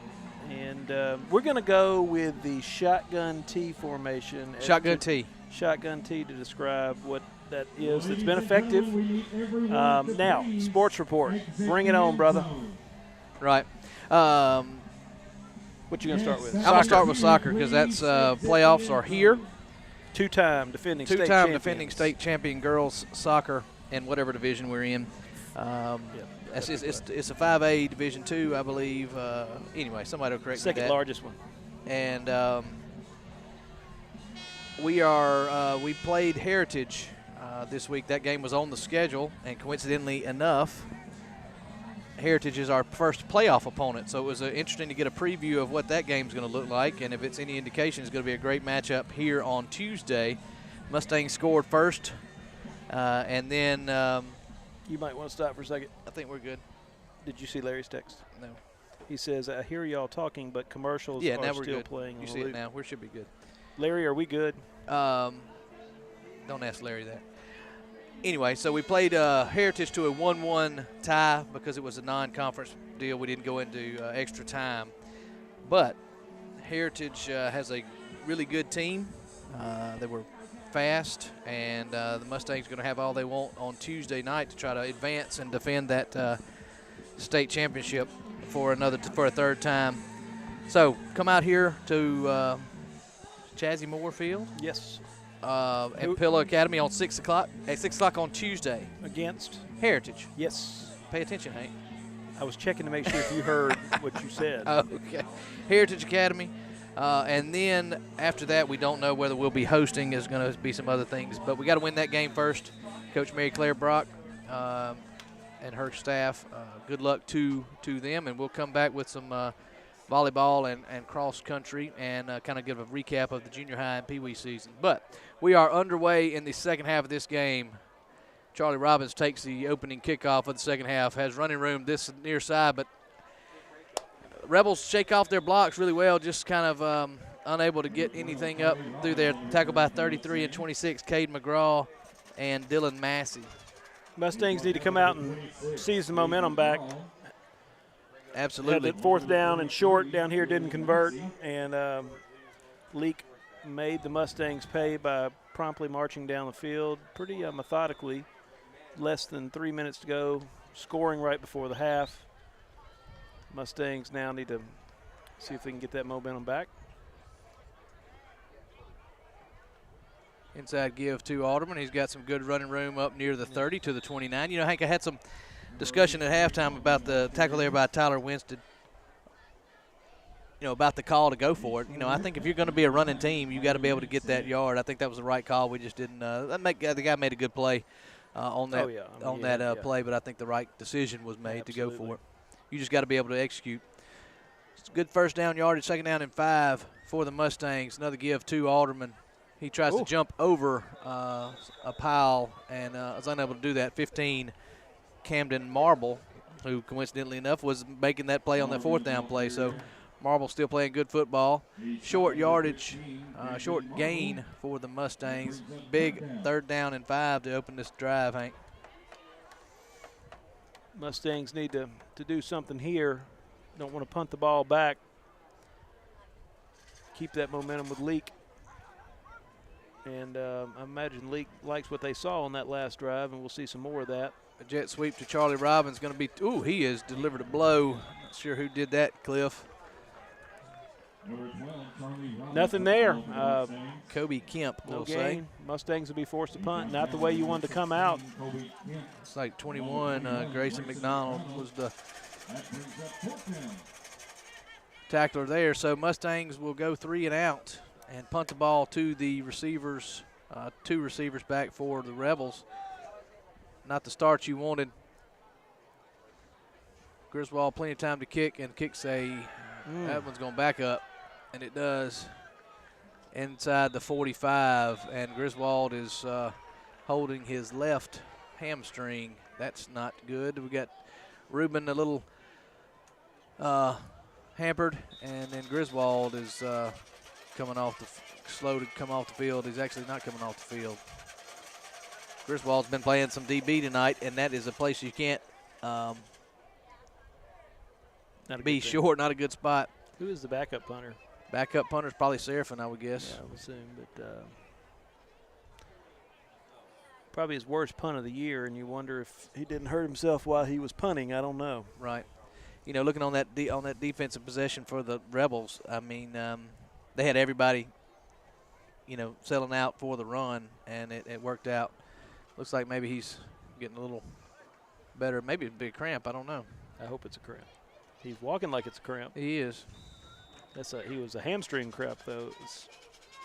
Tate Dubard is going to play safety. 3 wide receivers. Wilcox back to pass. Going to throw it over to Clayton Goss's side. Ben Jackson been a good target late in the second quarter and early in this game. Going to be about 8 yards. Also talking out there that, you know, they're 8-yarding us to death. Yeah, you know, you saw what happened right before the half there. I would keep doing that until it didn't work, because it worked well. Those are quarterback throws the ball where he needs to throw it. Receivers have generally caught it. We had one drop pass earlier that was a harder catch, obviously, over your head like that. But well, I don't know how fast Jackson is. He's a big guy. You got to, and that's a good run there by Brantley. Bounced Gets outside, it back in. Now he's touchdown. headed toward the end zone. He's going to make it. yeah, Great run there by number 4, Charlie Brantley, and the disastrous start for the Mustangs. It's just going downhill quick right here.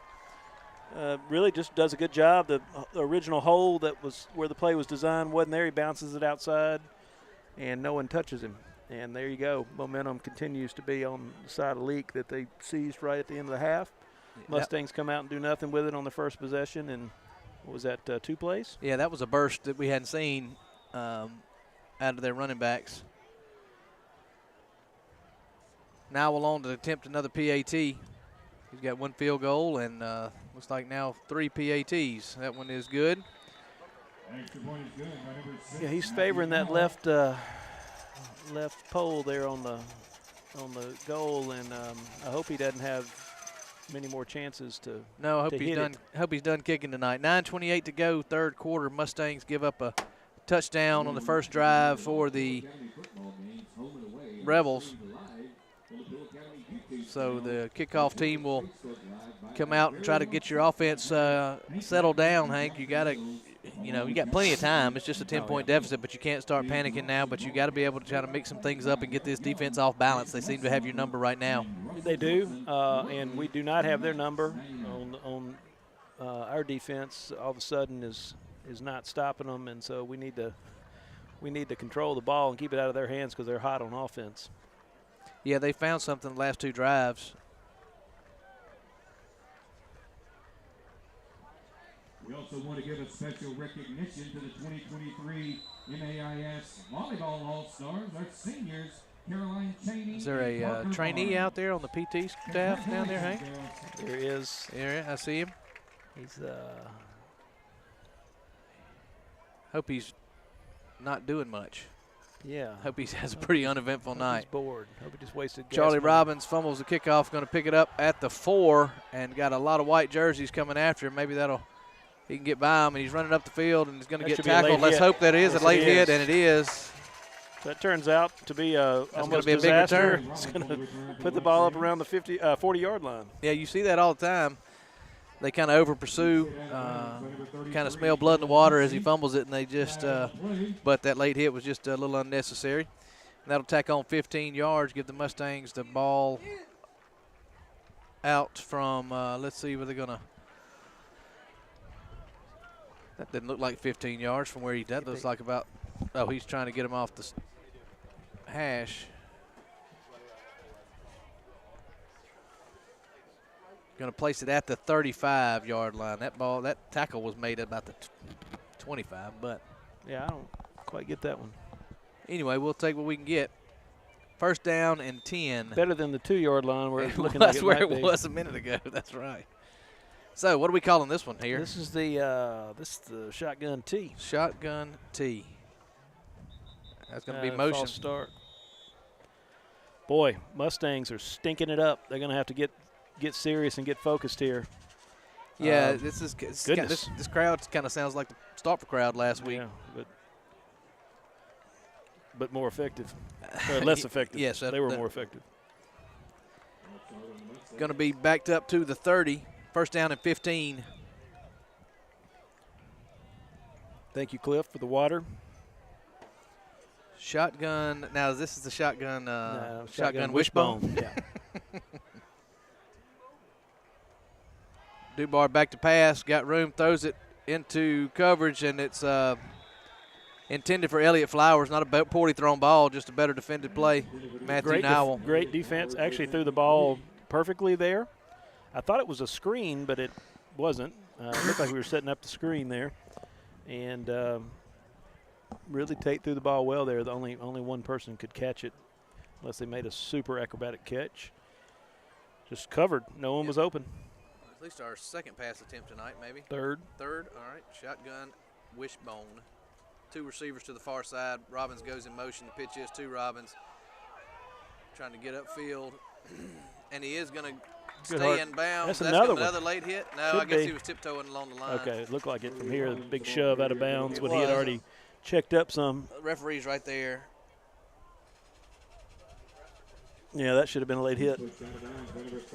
He had already given himself up and was stepped out. Good positive. Well, now look where he stepped out. He got hit. I mean, he got hit. If he got hit, it had to be, yeah, because he was 2 yards up when he got shoved. Yeah, either that's a late hit or that's a ball that should be further up the And we could have sure field. used that because now we have 3rd and 8. 3rd and 8, 3rd and 7, 9:03 to go, third quarter. Dubard, 3 running backs. Robbins in motion, and they're going to call that. I don't know what we're doing, but we're moving. Flag on the play.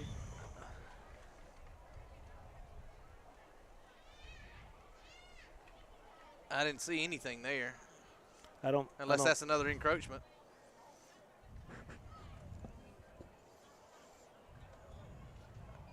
I didn't see anything.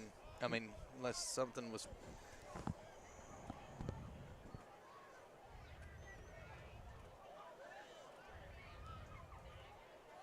Long discussion. Okay.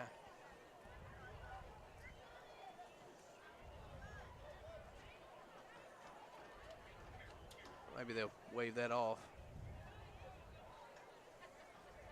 Last time we thought they did that, they did call it on the Rebels.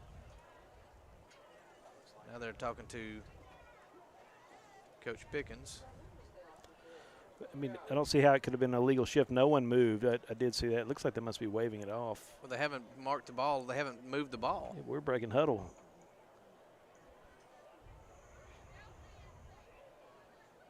Now the coach is. He wants to decline the penalty and get the play. I think is what he wants to do. Well, I mean, neither side happy with this. You can't do that. Well, I think that's what he run wants the to play. do. Usually a false start is a it's 5 dead yards. ball. Oh, well, it's a dead ball foul. You can't decline it. There's no play. Goodness gracious. But I still don't know what they called. I didn't see him. He did that? Okay. Well, no, I know it. He called Oh, yeah. illegal motion, but I don't know where the illegal motion was. The only person I saw move was the man that went in motion. And So they look like they waved the flag they waved off, it off, and now it's back to 3rd and 8. Anyway, we'll take it. Flowers in motion, back to pass. Throws it underneath to Robbins, and he takes a big shot at the line of scrimmage by 15 Marble.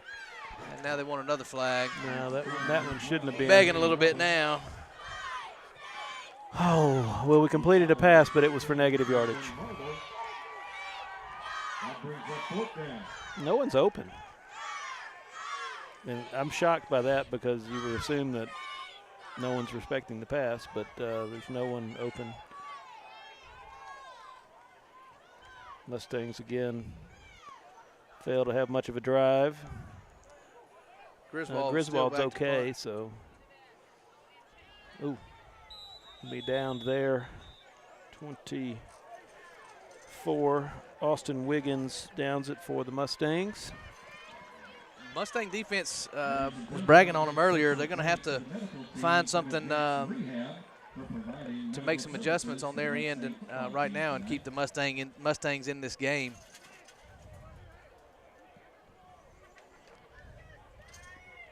Penkamp, Win Harden, Jay Davis, Bennett Barnes, Clayton Goss, Brantley Counts, Tate Dubar, Ruben Martinez, no, not Ruben, Elliott Flowers, Drake Alderman. Let's see, Valente to the north, to the far side, Matthew Ryan Tripp's Smith. right over here on the short side of the field. Trying to throw it out to the left into the flats. He was about to block him in the back, but he didn't. Valente going to tackle him about 9 yards into the. Good gracious. Making it look easy. They are doing what they want to right now.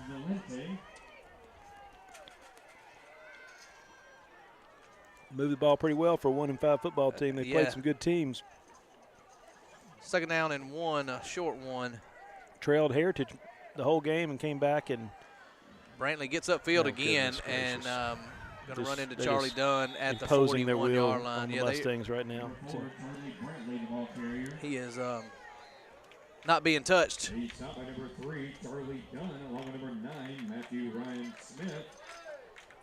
That's first down for the Rebels.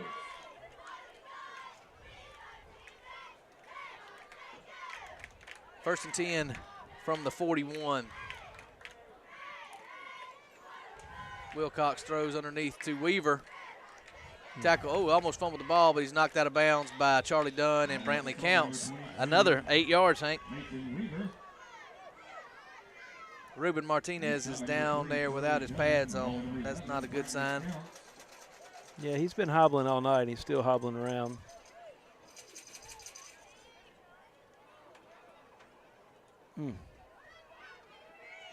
First down, second down and about 1.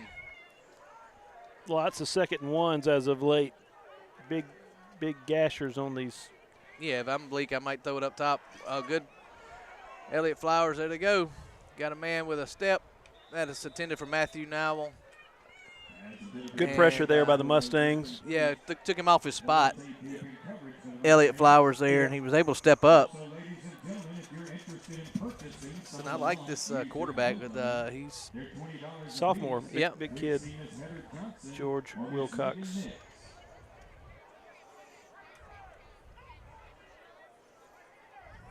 Third down and 1. See if the Rebels choose to keep it on the ground here. They don't. They throw it underneath again for another 8 yards. We're going to have to. It's the same play over and over again. Yeah, it's working.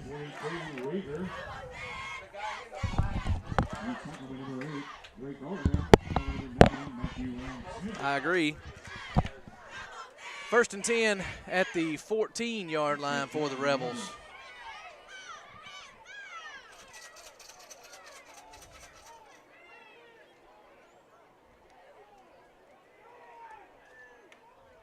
Mustangs defense in a bit of a Charlie Dunn again trying to, and he does step out of bounds at about the 5 is number 5, Jack Harkins. That's over number 5, Harkins. He's knocked out of bounds by number 3, Charlie Dunn.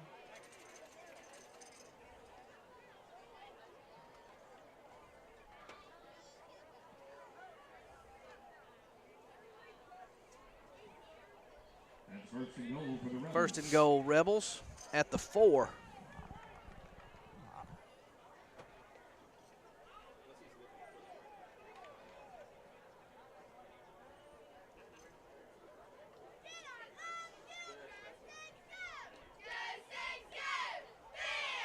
Give this to Brantley, and he's going to walk in. We're just being beat in every facet right there. No one touches him until he's over the goal line.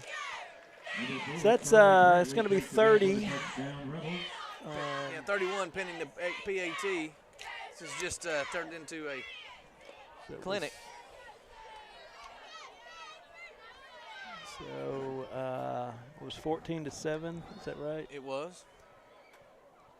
It's going to be Elliott Flowers 24 scored a long unanswered. run to make it 14-7. It's going to be, if he makes this, if he hooks this one in there, it's going to be a 24-point run as it stands. It's 23, and we'll make it 24-point run for Leake. All that has occurred, well, not all, 21 of it that has occurred very easily in the last, how many minutes do we have in the quarter? 12? Yep.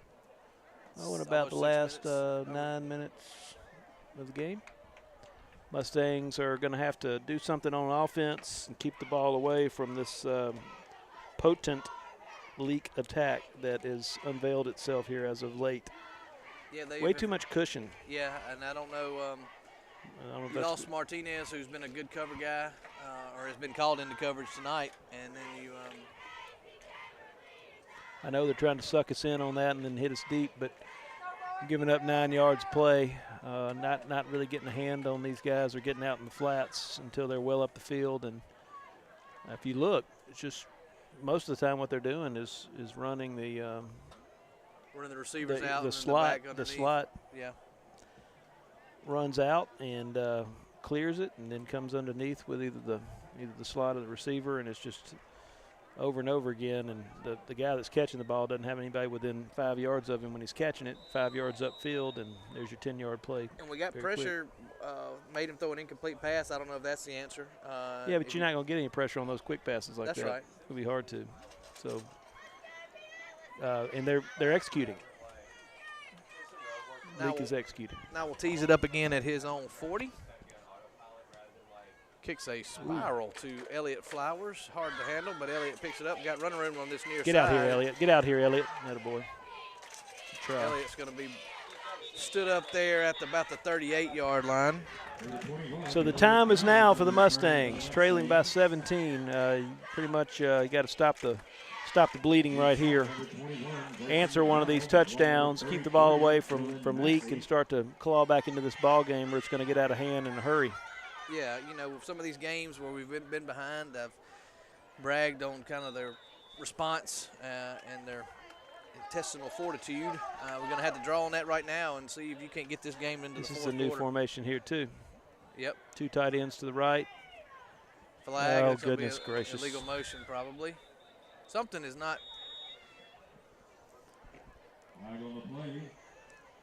suiting these referees as far as how we're going to be another false start. I don't know what we're doing, but they don't like it.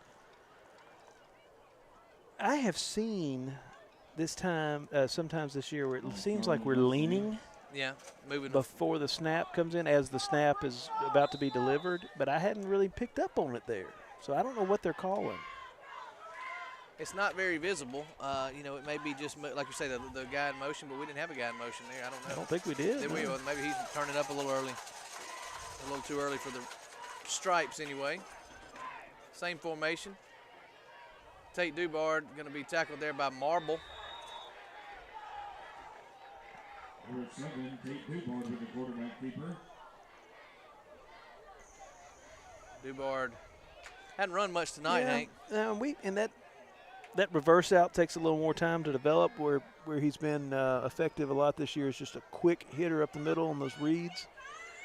And there was a hole there, but by the time he reversed out, it was already starting to close. Some daylight. I wouldn't know if it was a hole necessarily. Mustangs are that's a hold on the receiver over there, but Valente does a good job of catching. You can see them grab Charlie Robbins' jersey. Good throw and catch there. But he throws it behind him to number 17. Big clap. Tackle there by That's a Tyler hard. Winston. That's a hard throw and catch to make, and the Mustangs make it. At least bring it up 3rd and manageable now. 3rd and 5. Ball will be at the Mustang 39-yard line. First completion of the night. We'll have to check Lance's stats after the 3rd quarter. We blocked that. Yep, Tate's got running room. Good cutback. Good tough running there by Dubard. Gets rolled over inside Mustang inside Rebel territory at the 47-yard line. First down, Mustangs, tackled by that Joshua Gray, number 19 for the Rebels. Yeah, good blocking there, John Robert. I can't talk. John Robert Smitherman there knocked his man and blocked him down. And really nice piece of running there by Tate. Made a couple guys miss. First and 10. Picked his way the through 47. there. Big first down for the Mustangs. I believe that's the first one of this half. It is. Going to stay in this kind of offset. Two tight ends to the right. Mustangs are liking the left side. Got our extra blockers on the right side, and we're still going left with it. That's going to be a no gain for Drake Alderman. Tackle there by Cody Kemp.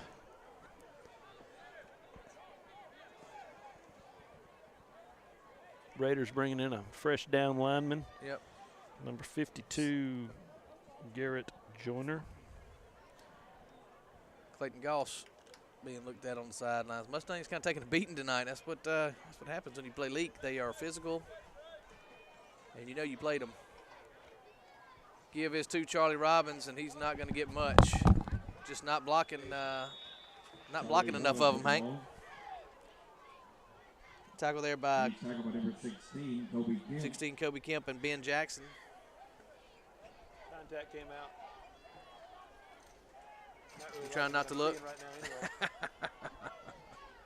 Third down and 8 to go. 3:52 clock running in the third quarter. Mustang's going to have to dial something up here, Hank. Got two receivers in the formation. Go back with your shotgun T. Yeah, that's not the right name, but that's what we're going to call it. Robbins is hammered there by number 16, Cody. 4 down Kobe territory Kemp. got to be with the game kind of unfolding as it is. Ball's on the Leake 45. Yeah, these linebackers for Leake have played physical. Yeah, I mean, Leake's, they're 1-5 because they must have played some really good teams. This is not a bad-looking ball club. They had to come back from behind to beat Heritage at the last minute to get that one win. Heritage is not playing tonight, and that was Coosa Christian that they were supposed to play, but they postponed the game because of the Flowers in motion. Young boy that passed away. Tate throws it. Just no one open. Yep, maybe a little bit underneath here. Well, I didn't see a really good option for him either. Everybody's kind of flooding this side. You maybe have Charlie underneath. Yeah, Charlie but underneath, but that's he's not not a getting first anything. So turning the ball over on downs do the Mustangs. Bennett comes out. Walker Goldberg goes in. First and 10 at the 45. Mustangs are going to have to get more aggressive against this underneath pass if they're going to stop it. Yeah, now's the time. You got to find a way to create a turnover here. Trips to the near side. 2:47. I'm not sure. Official timeout for a water break. 2:47 to go. Hank, football's not going well right now. Let's. You got a volleyball report handy, or do you want me to go to cross country? I tell you what, volleyball. I do have a report. Your phone is on my phone, my hat. My volleyball report is how many volleyball games can you play in a week? A bunch. So let's see. Now, help me count because I only have one hand. I have two hands, only 10 fingers. Understood. So let's see. This is verbatim. We are 17-7. We beat Grenada Monday night and Central Hines last night, but lost to Winston in 5 sets on Tuesday night. And also won the Jamboree in the Berg down in Hattiesburg tournament. So congratulations on winning the tournament to the volleyball team. And they were 3-1 in that tournament. So that's 4 games. 4 games five, just in the tournament. 7 games played, and that's 7 of the 17-7. So that's 7 of the 24 games. Wilcox throws it deep, got a man Weaver wide open, and he just drops it in the basket. Well, touchdown Rebels. Anyhow, that was. So back to volleyball. 5 or 6 steps there. Just had to make the throw, and it is a dart. He had 2 steps on him, and Leake is firing on all cylinders. Mustangs are not. So congratulations to the volleyball team. Again, currently 17-7. Won the tournament in Hattiesburg this past weekend. Went 2-1 on the week. And a hard-fought loss there at Winston in 5 sets. And they will play Madison St. Joe, who is 6A in football. I don't know what they are in volleyball, on Monday. Continued success with the young volleyball program, and he finally has missed one. I think he got it. No, yeah, he did miss it left. That Matthew hook Nowell is human. Yes, he's been flirting with missing one. So, but that makes, what was my total before? That makes 30 unanswered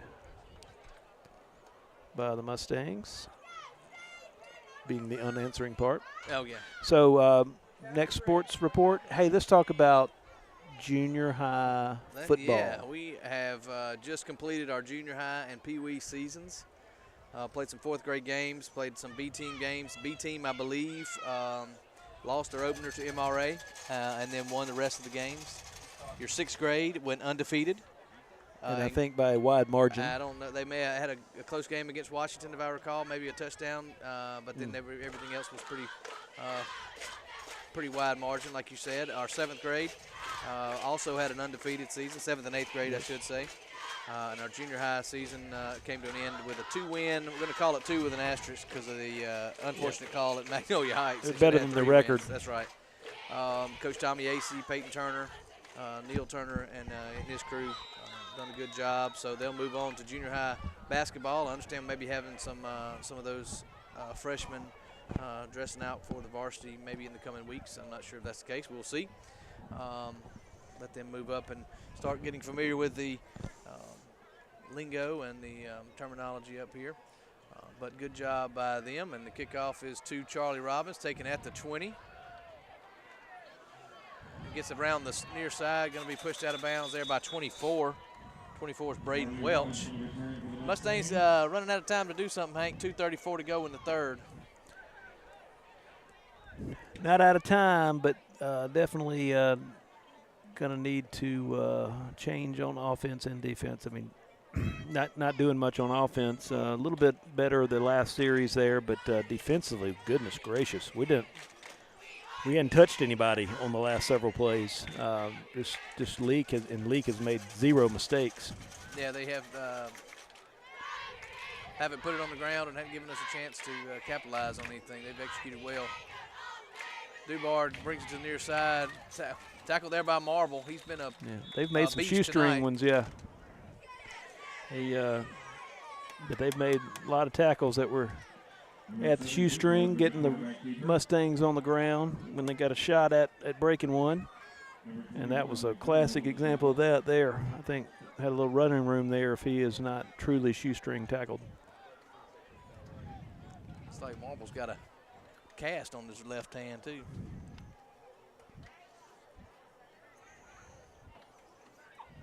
Wishbone.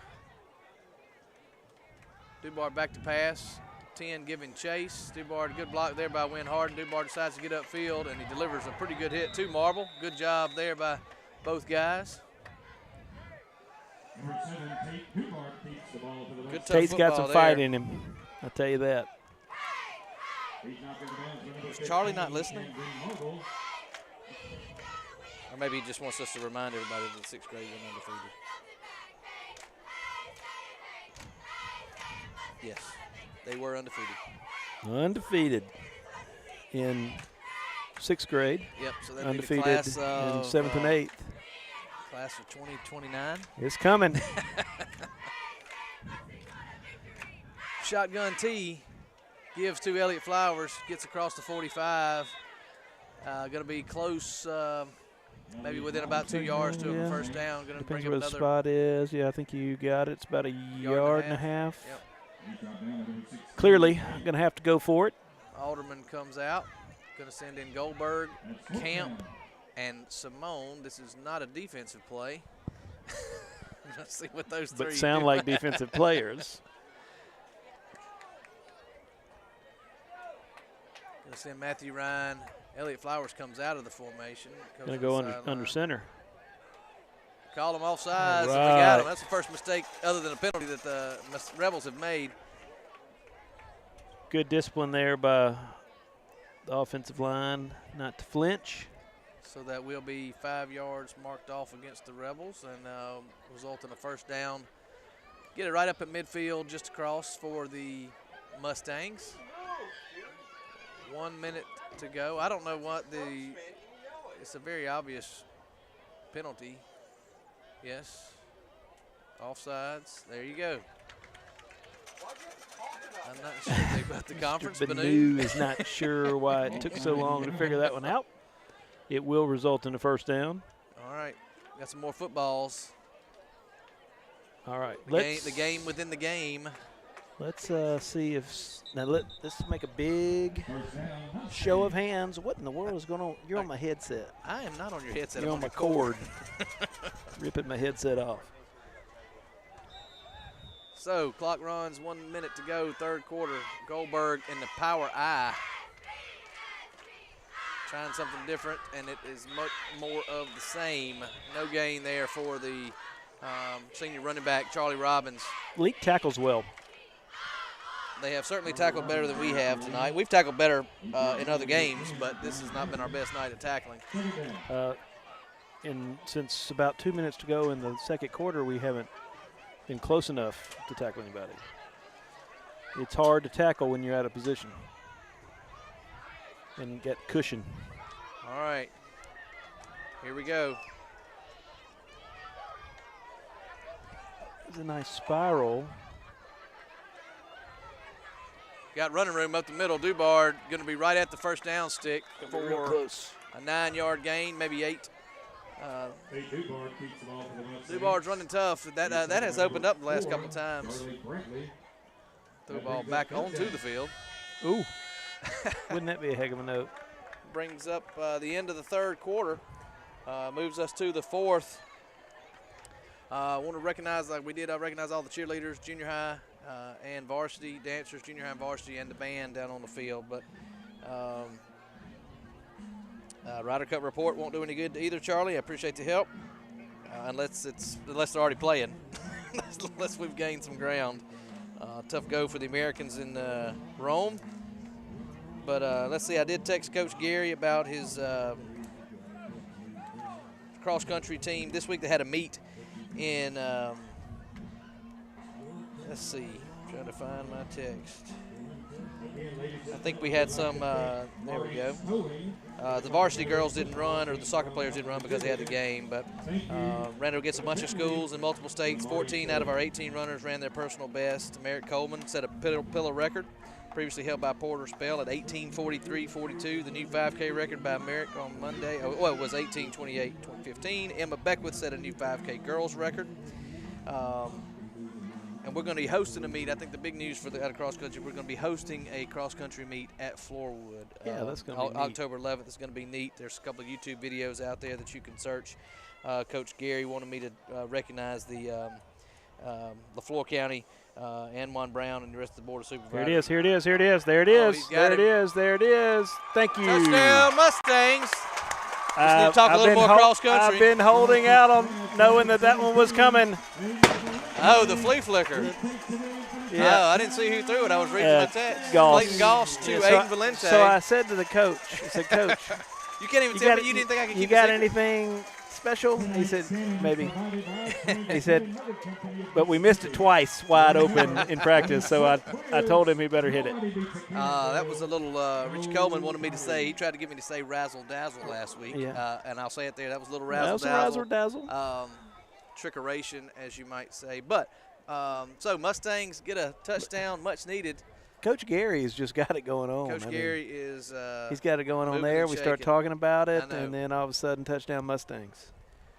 So it was a good start for the fourth quarter. That was. Seraphin Simone on to kick the PAT. High snap again, and it is blocked. Okay.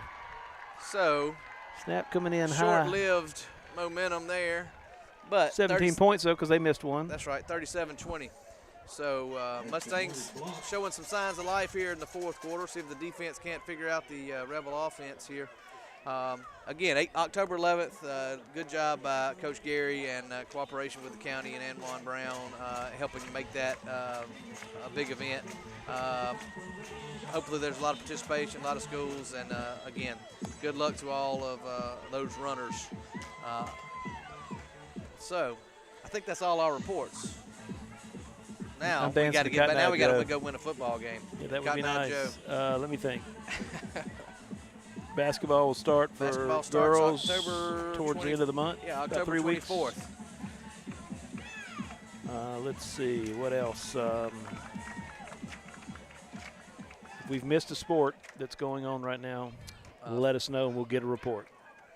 Thank you for all the people that let us bug them to make sure that we get this information correct and get it passed along. Proud of what Pilla's doing, offering a lot of sports and excelling at many of them. Onside kick try there, going to be down by number 13, Major Chandler. He was a major handler there. He did that. That one didn't have a whole lot to handle right to it. It was kind of bounced. Yeah. So Rebels. That was a layup for him. Rebels are going to score. If they score here, it'll be from 46 yards, Hank. I don't think they're going to score. No, okay. I think we're going to figure out something. Trips to the far side. Matthew Nowell alone on the near side. Wilcox getting his play. Single back set in the pistol. I know that one. Exactly. Back to pass. Going to be, he gets off. And going to be tackled there by Drake Alderman. Good job getting pressure there. Quarterback just makes a good play, stepping up in the pocket, tucks it and runs, gets a 5-yard gain there. Yeah, Rebels are still looking to air it out. Going to be 2nd down and 6 to go at the 48-yard line. Same formation. Low snap. Wilcox handles it. Brantley Counts giving pressure. That's going to be overthrown, intended for Weaver. Made a really good effort there. Made that closer than I thought it was going to be. I thought he would just give up, and wasn't too far from making the catch. You know, if you're he the does Rebels, throw a pretty ball. You know, you may think of the way your defense is playing. I guess up until that flea flicker, trying to maybe take the air out of the ball and run the ball. They have some really good success running the ball, but they're looking to kind of put this one away. So big 3rd down here for the Mustangs. Try to make them try to force a punt. May need some negative yardage to force a punt. Throws it to Nowell. Makes a good catch. Going to be tackled there at the 41-yard line by Clayton Goss. That's a good ball, kind of thrown to the outside, and makes a good catch. Not Matthew's a typical Philadelphia boy. Yeah, not a typical. Who is? Matthew Nowell lives in Philadelphia. Oh, okay. Well, he's been all over the field tonight. Not a typical team to pass a lot. Leake. No. You know, a couple years ago when we played them, just no, they were kind pounded of down on the ground. Yeah. Wilcox back to pass. Pin Good Camp. job. Pin And Camp. That's going to be a.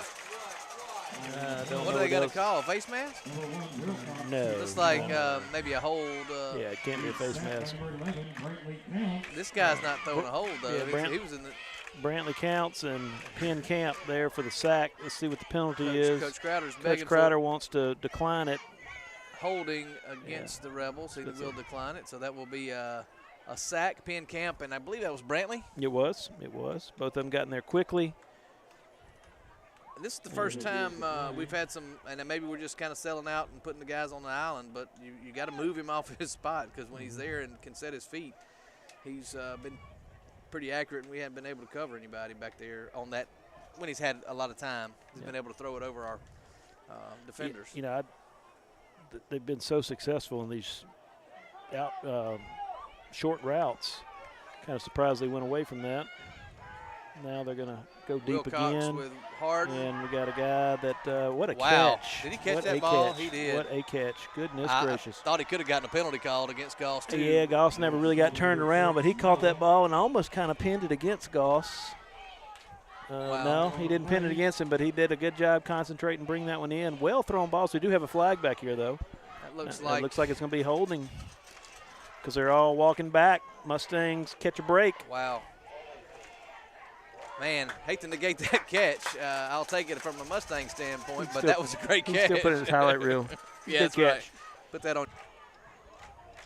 Let's go. Defense. Going to be back them up. Going to still be second down, but from another 10 yards back.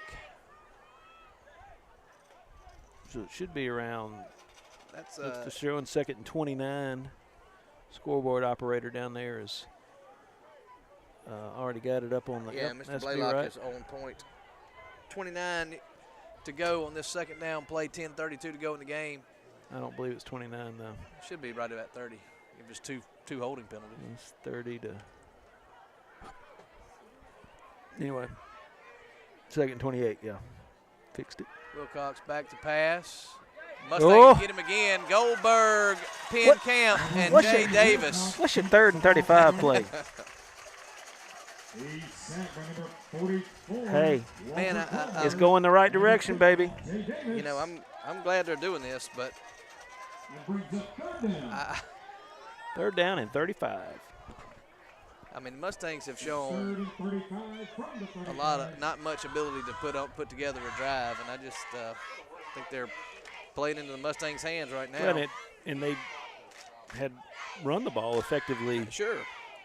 As well as passing it before. So now they're going to send Matthew Nowell to the far side. Or that's going to be a timeout. They didn't have it set how they wanted it. Rebels going to take a timeout. Yeah, if you weren't able to run the ball, it'd be different. It'd be different. But I think I would have taken the air out of the ball and put it on the ground. But what do I know? They're winning 37-20, so they know more than me. Or they're lucky. They are very lucky. 3rd down and 35 when we get back. Mustangs with all 3 timeouts. Pilla Band in uniform tonight, sounding good. Everett Lindsay directing them.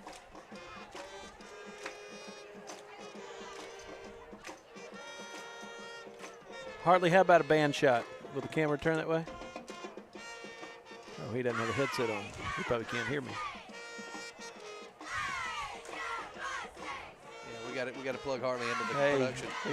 Leave my cameraman alone, Barney. Everett Lindsay directing the band there, and now we're back. All right, 3rd and 35. Coach still over there talking to the officials. He loves being on that field. Wilcox back to pass. Brantley Counts giving chase on the backside. See if we can't get a fumble. him. Brantley Counts has played a heck of a ball game, Hank. He has. Look, Mustangs got a little life in them. Yeah, still 9 minutes, 25 seconds to go. 17-point ball game. I would be real shocked if they went for it on 4th down and 38.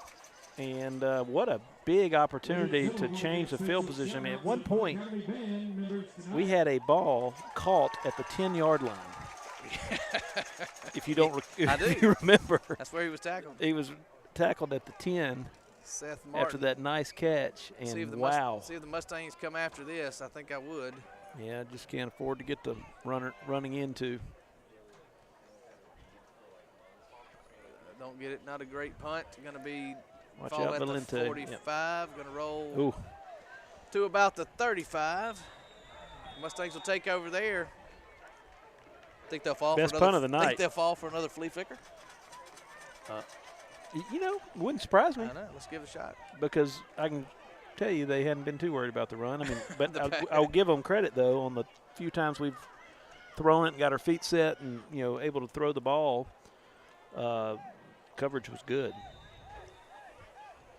And I give Tate some credit. He's had some really well thrown balls tonight, and not very many of them. We hadn't tried many passes, but just hadn't had a whole lot of folks open. Of course, Trickeration got us open there, and it looked easy, and fortunately it was a good throw and good catch. Dubard empties the backfield, sends Charlie Robb. No, I don't know. Shoot. Goodness gracious. For every hold Leake's had, we've had a false start, it seems.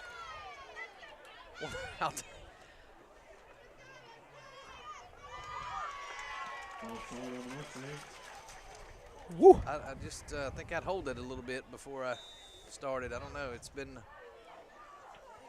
biting us all night. 4 wide receivers.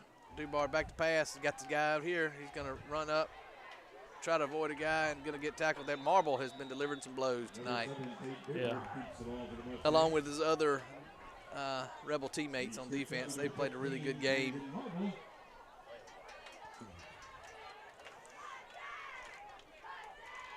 He's got the same pass, Hank, that we had last week as Elliott in this. Well, that linebacker. Now he's going to throw it and just kind of, I don't know if he got pressure there. That was not a great throw.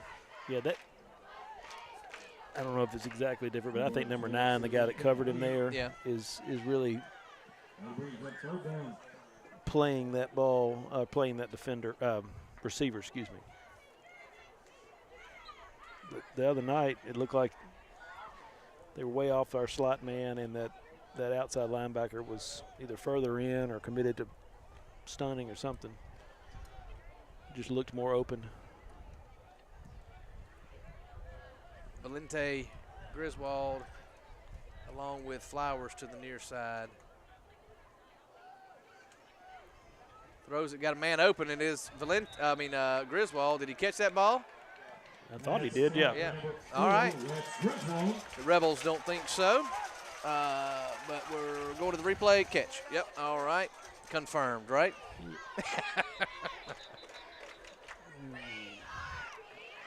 And this guy has got a flag, and he's pointing at us. I don't know where that flag came from.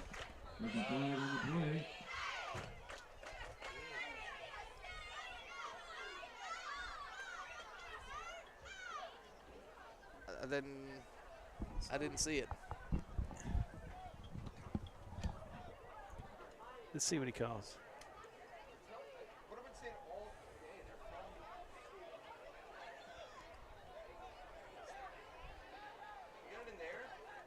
I'm pretty sure I saw what he saw. A false start? Yeah, it looked like Tate took a huge step before the ball was, or backwards or something. But it just looked like he moved before the ball got back there to him. Can you? Timeout, Mustangs. And one of our loyal viewers sent in a text said our backs are moving early. And I think right there they got Tate for making an early move.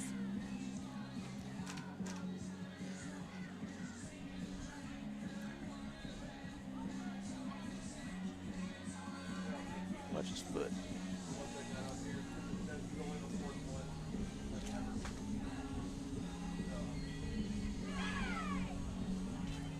See?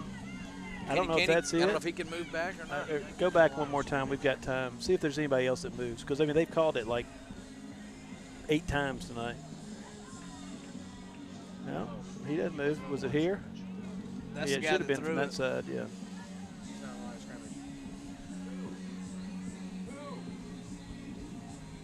We don't have enough people in the line of scrimmage. Yeah, that may be it. That's what it is. We don't have enough guys on the line of scrimmage there. I believe, don't you have to have 7 guys? I don't know. 7 on the line, I believe, is required. I don't have to know that.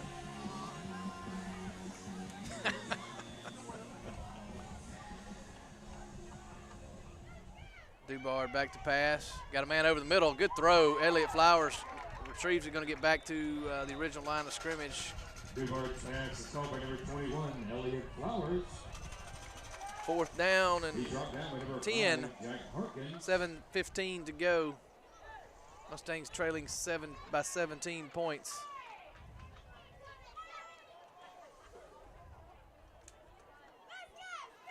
Yeah, I don't think we had enough people in line. Dubard throws it up. Nobody's there. Going to be intercepted, which was a bad decision. But he's going to be tackled there by Griswold. So that was the equivalent of a punt. Hard to tell a defender not to go catch the ball, but good punt. That's right.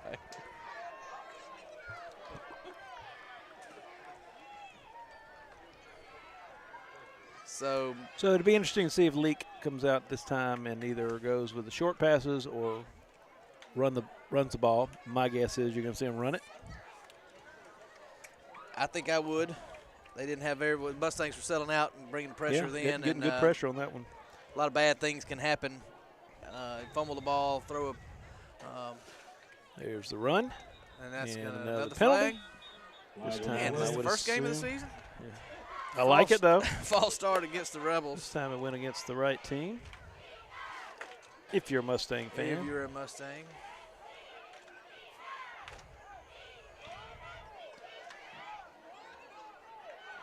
False start on the Rebels. Going to be 1st and 15 after the penalty is marked off.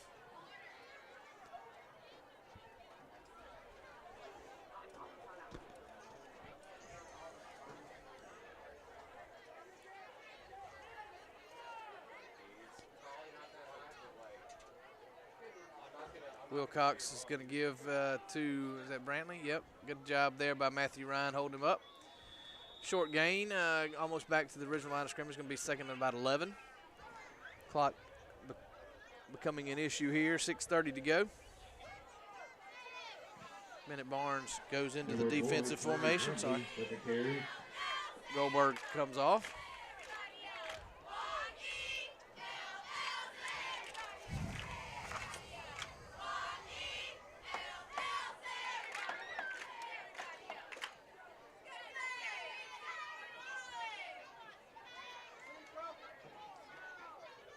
Wilcox gives to Weaver this time, and a fumble the ball. And I think it bounced right back to him. I think he got it. Sure did. Yep. Fortunate bounce. Mustangs will take a timeout, try to stop the clock on this 3rd down and 8. Yep, that would have made things a little more interesting. Far more interesting. Somebody, I couldn't tell, somebody got a, let's see if we can give some credit in there. Barney, make yourself useful. Yeah, let's see who got their hand in there and knocked that out.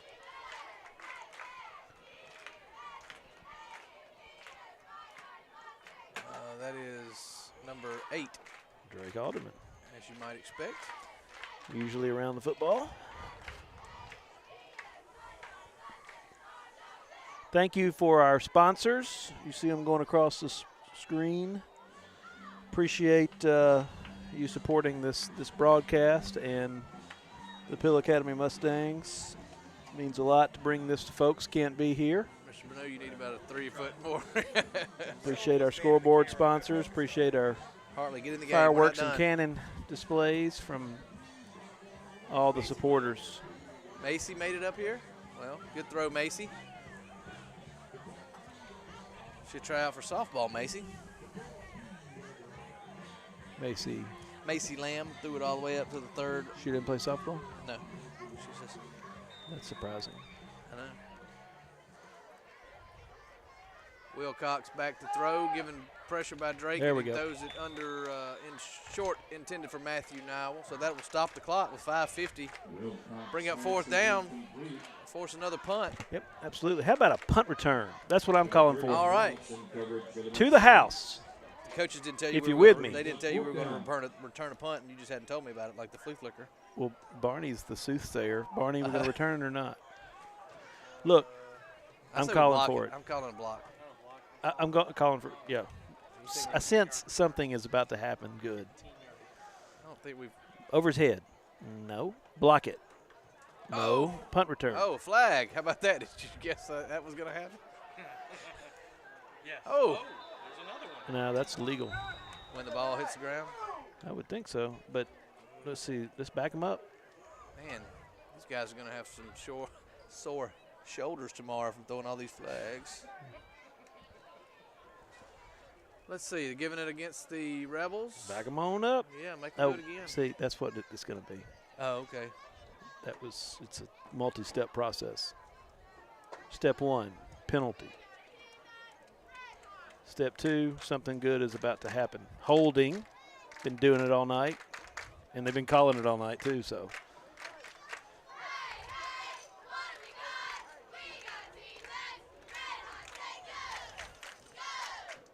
Five minutes, 41 seconds to go.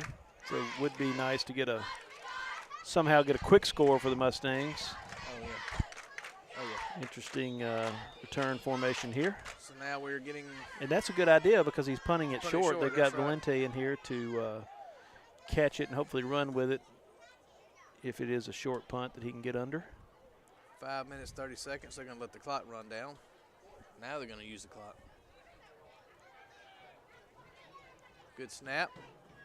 Not much pressure. That's probably one of the better punts of the night. Going to take a big pick that hop. up. Go, Matthew Ryan. Ryan's going to get. Well, anyway, the apparently the good thing that was about to happen was a flag.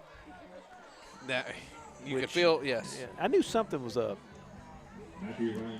Now, what can the Mustangs do to quickly score and cut into this 17-point deficit because the clock is not on our side? Once again, Jonathan, a game that was competitive for a good bit of it, but we kind of go in spurts where we just lose our way, both offensive and defensively, and get ourselves in these deficits. And we're just not built real well to score a whole lot of points in a short amount of time. Don't have the deep ball threat. But every game we seem to – Heritage, it was early on, and then Starkville is in the second quarter where we just become uncompetitive for a quarter or so that puts these games out of reach. Our Thursday night play-by-play man has suggested that we maybe discuss with Mr. Barnes here about if he has a picture of his BMX state championship, junior championship. So, yeah, so that was the topic of discussion when the game was a little out of hand last night in the Mustangs' favor. So I thought we were going to talk about toilet paper. No, that's no fun. It is almost October, busiest season of the year for the Barnes, the rolling season. Oh, yeah. 25% discount on toilet paper. Yeah. Dubar back to pass, steps up, throws it up. He's got a man open if he can get under it. And Griswold does. Yep. Going to catch it at the 32. Ball's going to be down there. Good job there. Good job there by Wes Griswold to get up and get that one. It wasn't a very well thrown ball. Got a little air under it and wobbly. Mustangs got to hurry up and get in position. Matthew Ryan's looking where to go.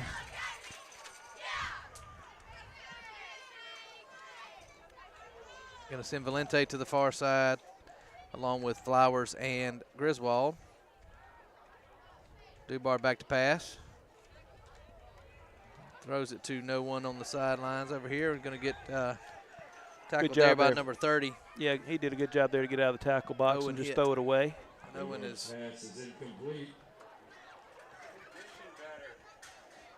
Bring up second down.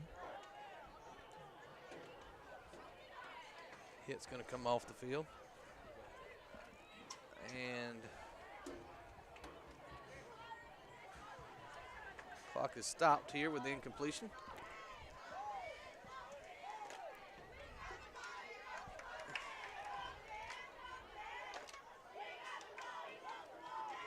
Matthew Ryan alone at the bottom, at the near side, trips to the top. Throws it underneath and got to Griswold. See if he can't make a move. Kind of runs, retreats backwards a little bit. Yeah, gets it to about the 28. Mustangs going fast here. Dubar getting the play from his coach.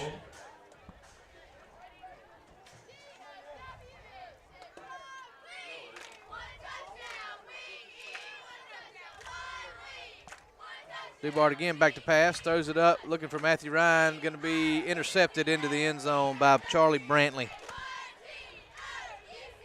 Brantley just didn't retreat there and had a step, and that's you got to kind of throw that underneath so he can come back to the ball. We just let him a little bit and he ran under it. Unfortunately, he plays for Leake Academy, and that is an interception, and that's going to. That was the punt we didn't want. That was the punt we didn't want. That's going to potentially seal this one up for the Rebels, down up 37-20. 4 minutes, 25 seconds to go.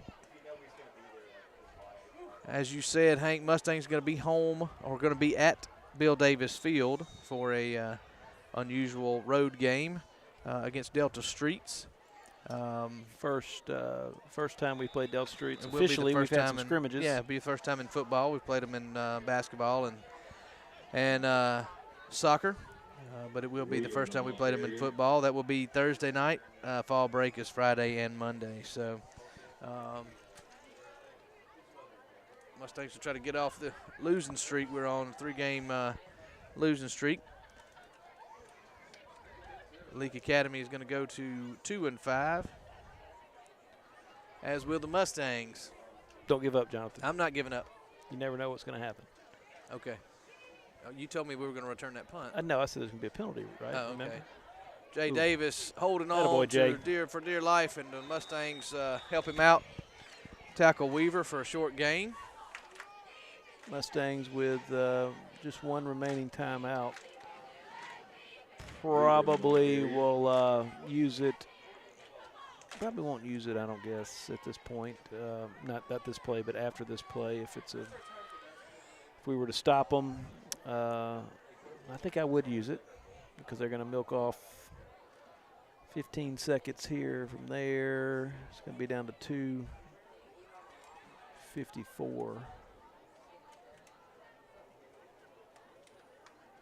Well, it looks like, are they going to take a timeout? Yeah. 2 minutes and 54 seconds. And Leake will take a timeout. Talk over the 3rd down and 9. Mustangs will, of course, try to hold them and get the ball back. I would imagine the Mustangs would elect to use their last timeout after this play if they were able to stop it, which you assume is a run. But if it's not a run, if it's incomplete pass, they wouldn't have to. Getting to where it's didn't have a very good 3rd quarter tonight, and let Leake take the momentum into the half and didn't seize it when we got the ball. Yeah, I think it's really we're out of sorts on offense and defense for the 3rd quarter. If you got to find a point where this game turned, it was the 4th down that we fell a little short. Sure did. And gave them the ball. If we don't score there, we still take the lead into half, and unfortunately, we don't make that 4th down. They do take it into half. They do take it into the end zone before half, and that was kind of the turning point. And kind of found something too. Right. Came out just passing the ball underneath like they did in their 2-minute drill. So looks like a run formation. Let's see. Looks like the victory formation. Give it to Brantley. Okay, going to be tackled there by. So we're going to time out. Is that Jay? That is Jay Davis. That will be another timeout by the Mustangs. So Mustangs are going to get the ball back on a punt with 2 minutes, 47 seconds to go, trailing by 17 with no timeouts remaining. It's a tall task, but let's see what we can do here. So you're saying there's a chance. So you're saying there's a chance, Hank. I like your enthusiasm. Mr. Griswold, if you'd like to take this one to the house, that would certainly help.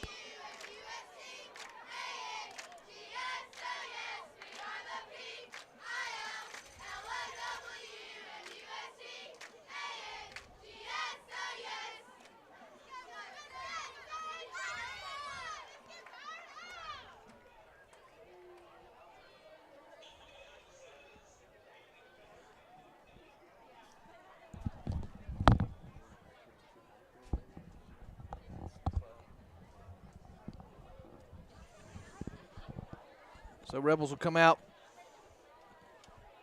in punt formation.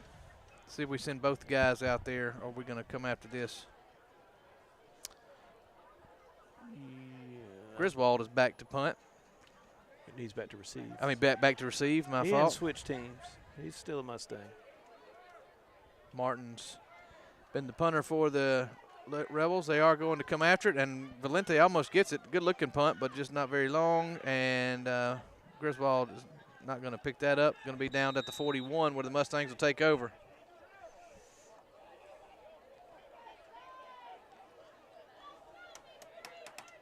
All right. 2:36 to go. Mustangs need to score and do it quickly.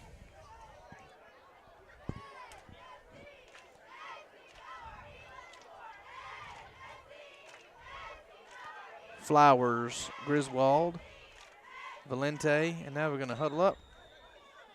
Now we're going to get the play in by Valente's going to run it in from Coach Donahoe. 2 minutes, 36 seconds. Needs to happen quickly. Trips right.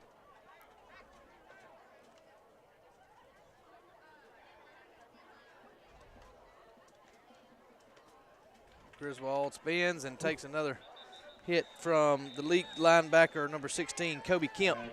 He's also played well tonight. Be a 3-yard gain.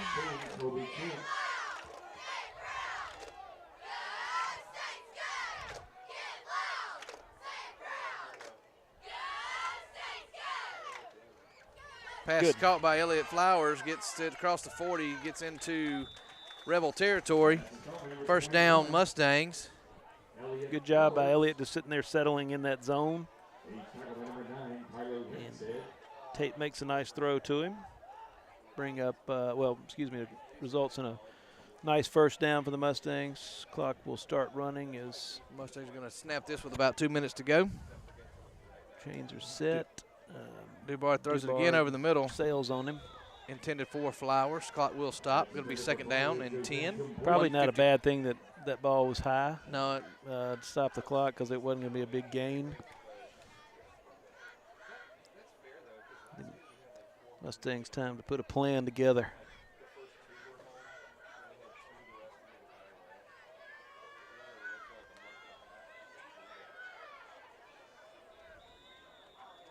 Timeout, Leake Academy. They're not ready to head home just yet. Ooh, they got a long drive. They got a long drive. Windy road. I know. We'll be there. Yeah, I hope they travel safe. I won't be there for basketball season, but I'm sure they're on the schedule with a home and home. 2 storied programs that I'm sure go at it. Yep. Haven't mentioned Mr. Prince tonight. Oh, where is he? He is not here, but I'm sure he's watching. I've gotten a couple of texts. He probably had to work tonight. I'm sure. Probably working on some basketball drills, getting ready for basketball season. Maybe working on tweets. Yep, he is. He's a social media giant. Not so much in fantasy football, so I've heard. Ooh. Yep. Congratulations to Hopi Brooks and his carnival game he came up with. Yeah, somehow he took. I think that's the equivalent of getting struck by lightning twice. Yeah, he managed to take come up with a game for a ride and win the first 3 weeks when most people don't win ever. Yep. Dubar back to pass. Rebels show blitz. He throws it in underneath 2 Flowers, and he's going to be tackled in bounds. Yeah, and for no gain. 1:44 to go, clock ticking. Good job by the Leake defender to keep him in bounds. That brings up third down. 3rd and 9. Oh, I don't know. Did that hit somebody? Oh, it hit the yeah, it's going to hit Seraphim. Watch. Oh, my goodness. That's well, Jonathan, this is going to get more difficult. What do you at this think point. now, Hank? Well, I'm thinking it's insurmountable at this point. All right. 4th you down never know. 16. Prove me wrong. Dubar back to pass. Throws it to, intended for Ryan Knowles. He was open.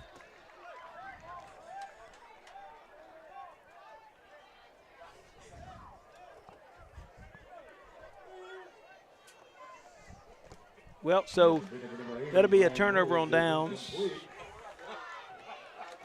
Minute, 1 seconds to go. Looks like the Mustangs are going to drop the homecoming game. They'll have to try to regroup. 3 games left on the schedule. New crosstown opponent in Delta Streets. That will be, again, a away game, but played here at Bill Davis next week on Thursday night. Don't show up here Friday night. There won't be a game. And then the following week, we will have Magnolia Heights here. Very important game, particularly with this loss. Maybe a must-win for the Mustangs to make it to the playoffs at that point. And then following that one, end up the regular season against your old-time rival, Washington School, who is 4A now, right? Not 5A, but they're having a good season.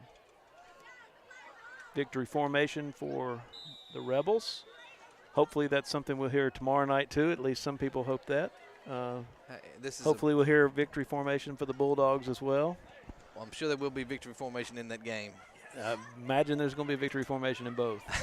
Don't know if it's going to be good for the home state. Yeah, we're getting those guys out of the way early, see what happens. Then we're going to start winning our games in October. I'm not calling that one yet, either one of them. Well, Jonathan, not the way we wanted homecoming to turn out.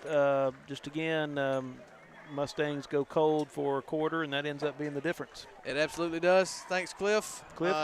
Thank you. Mr. Benuzowitz.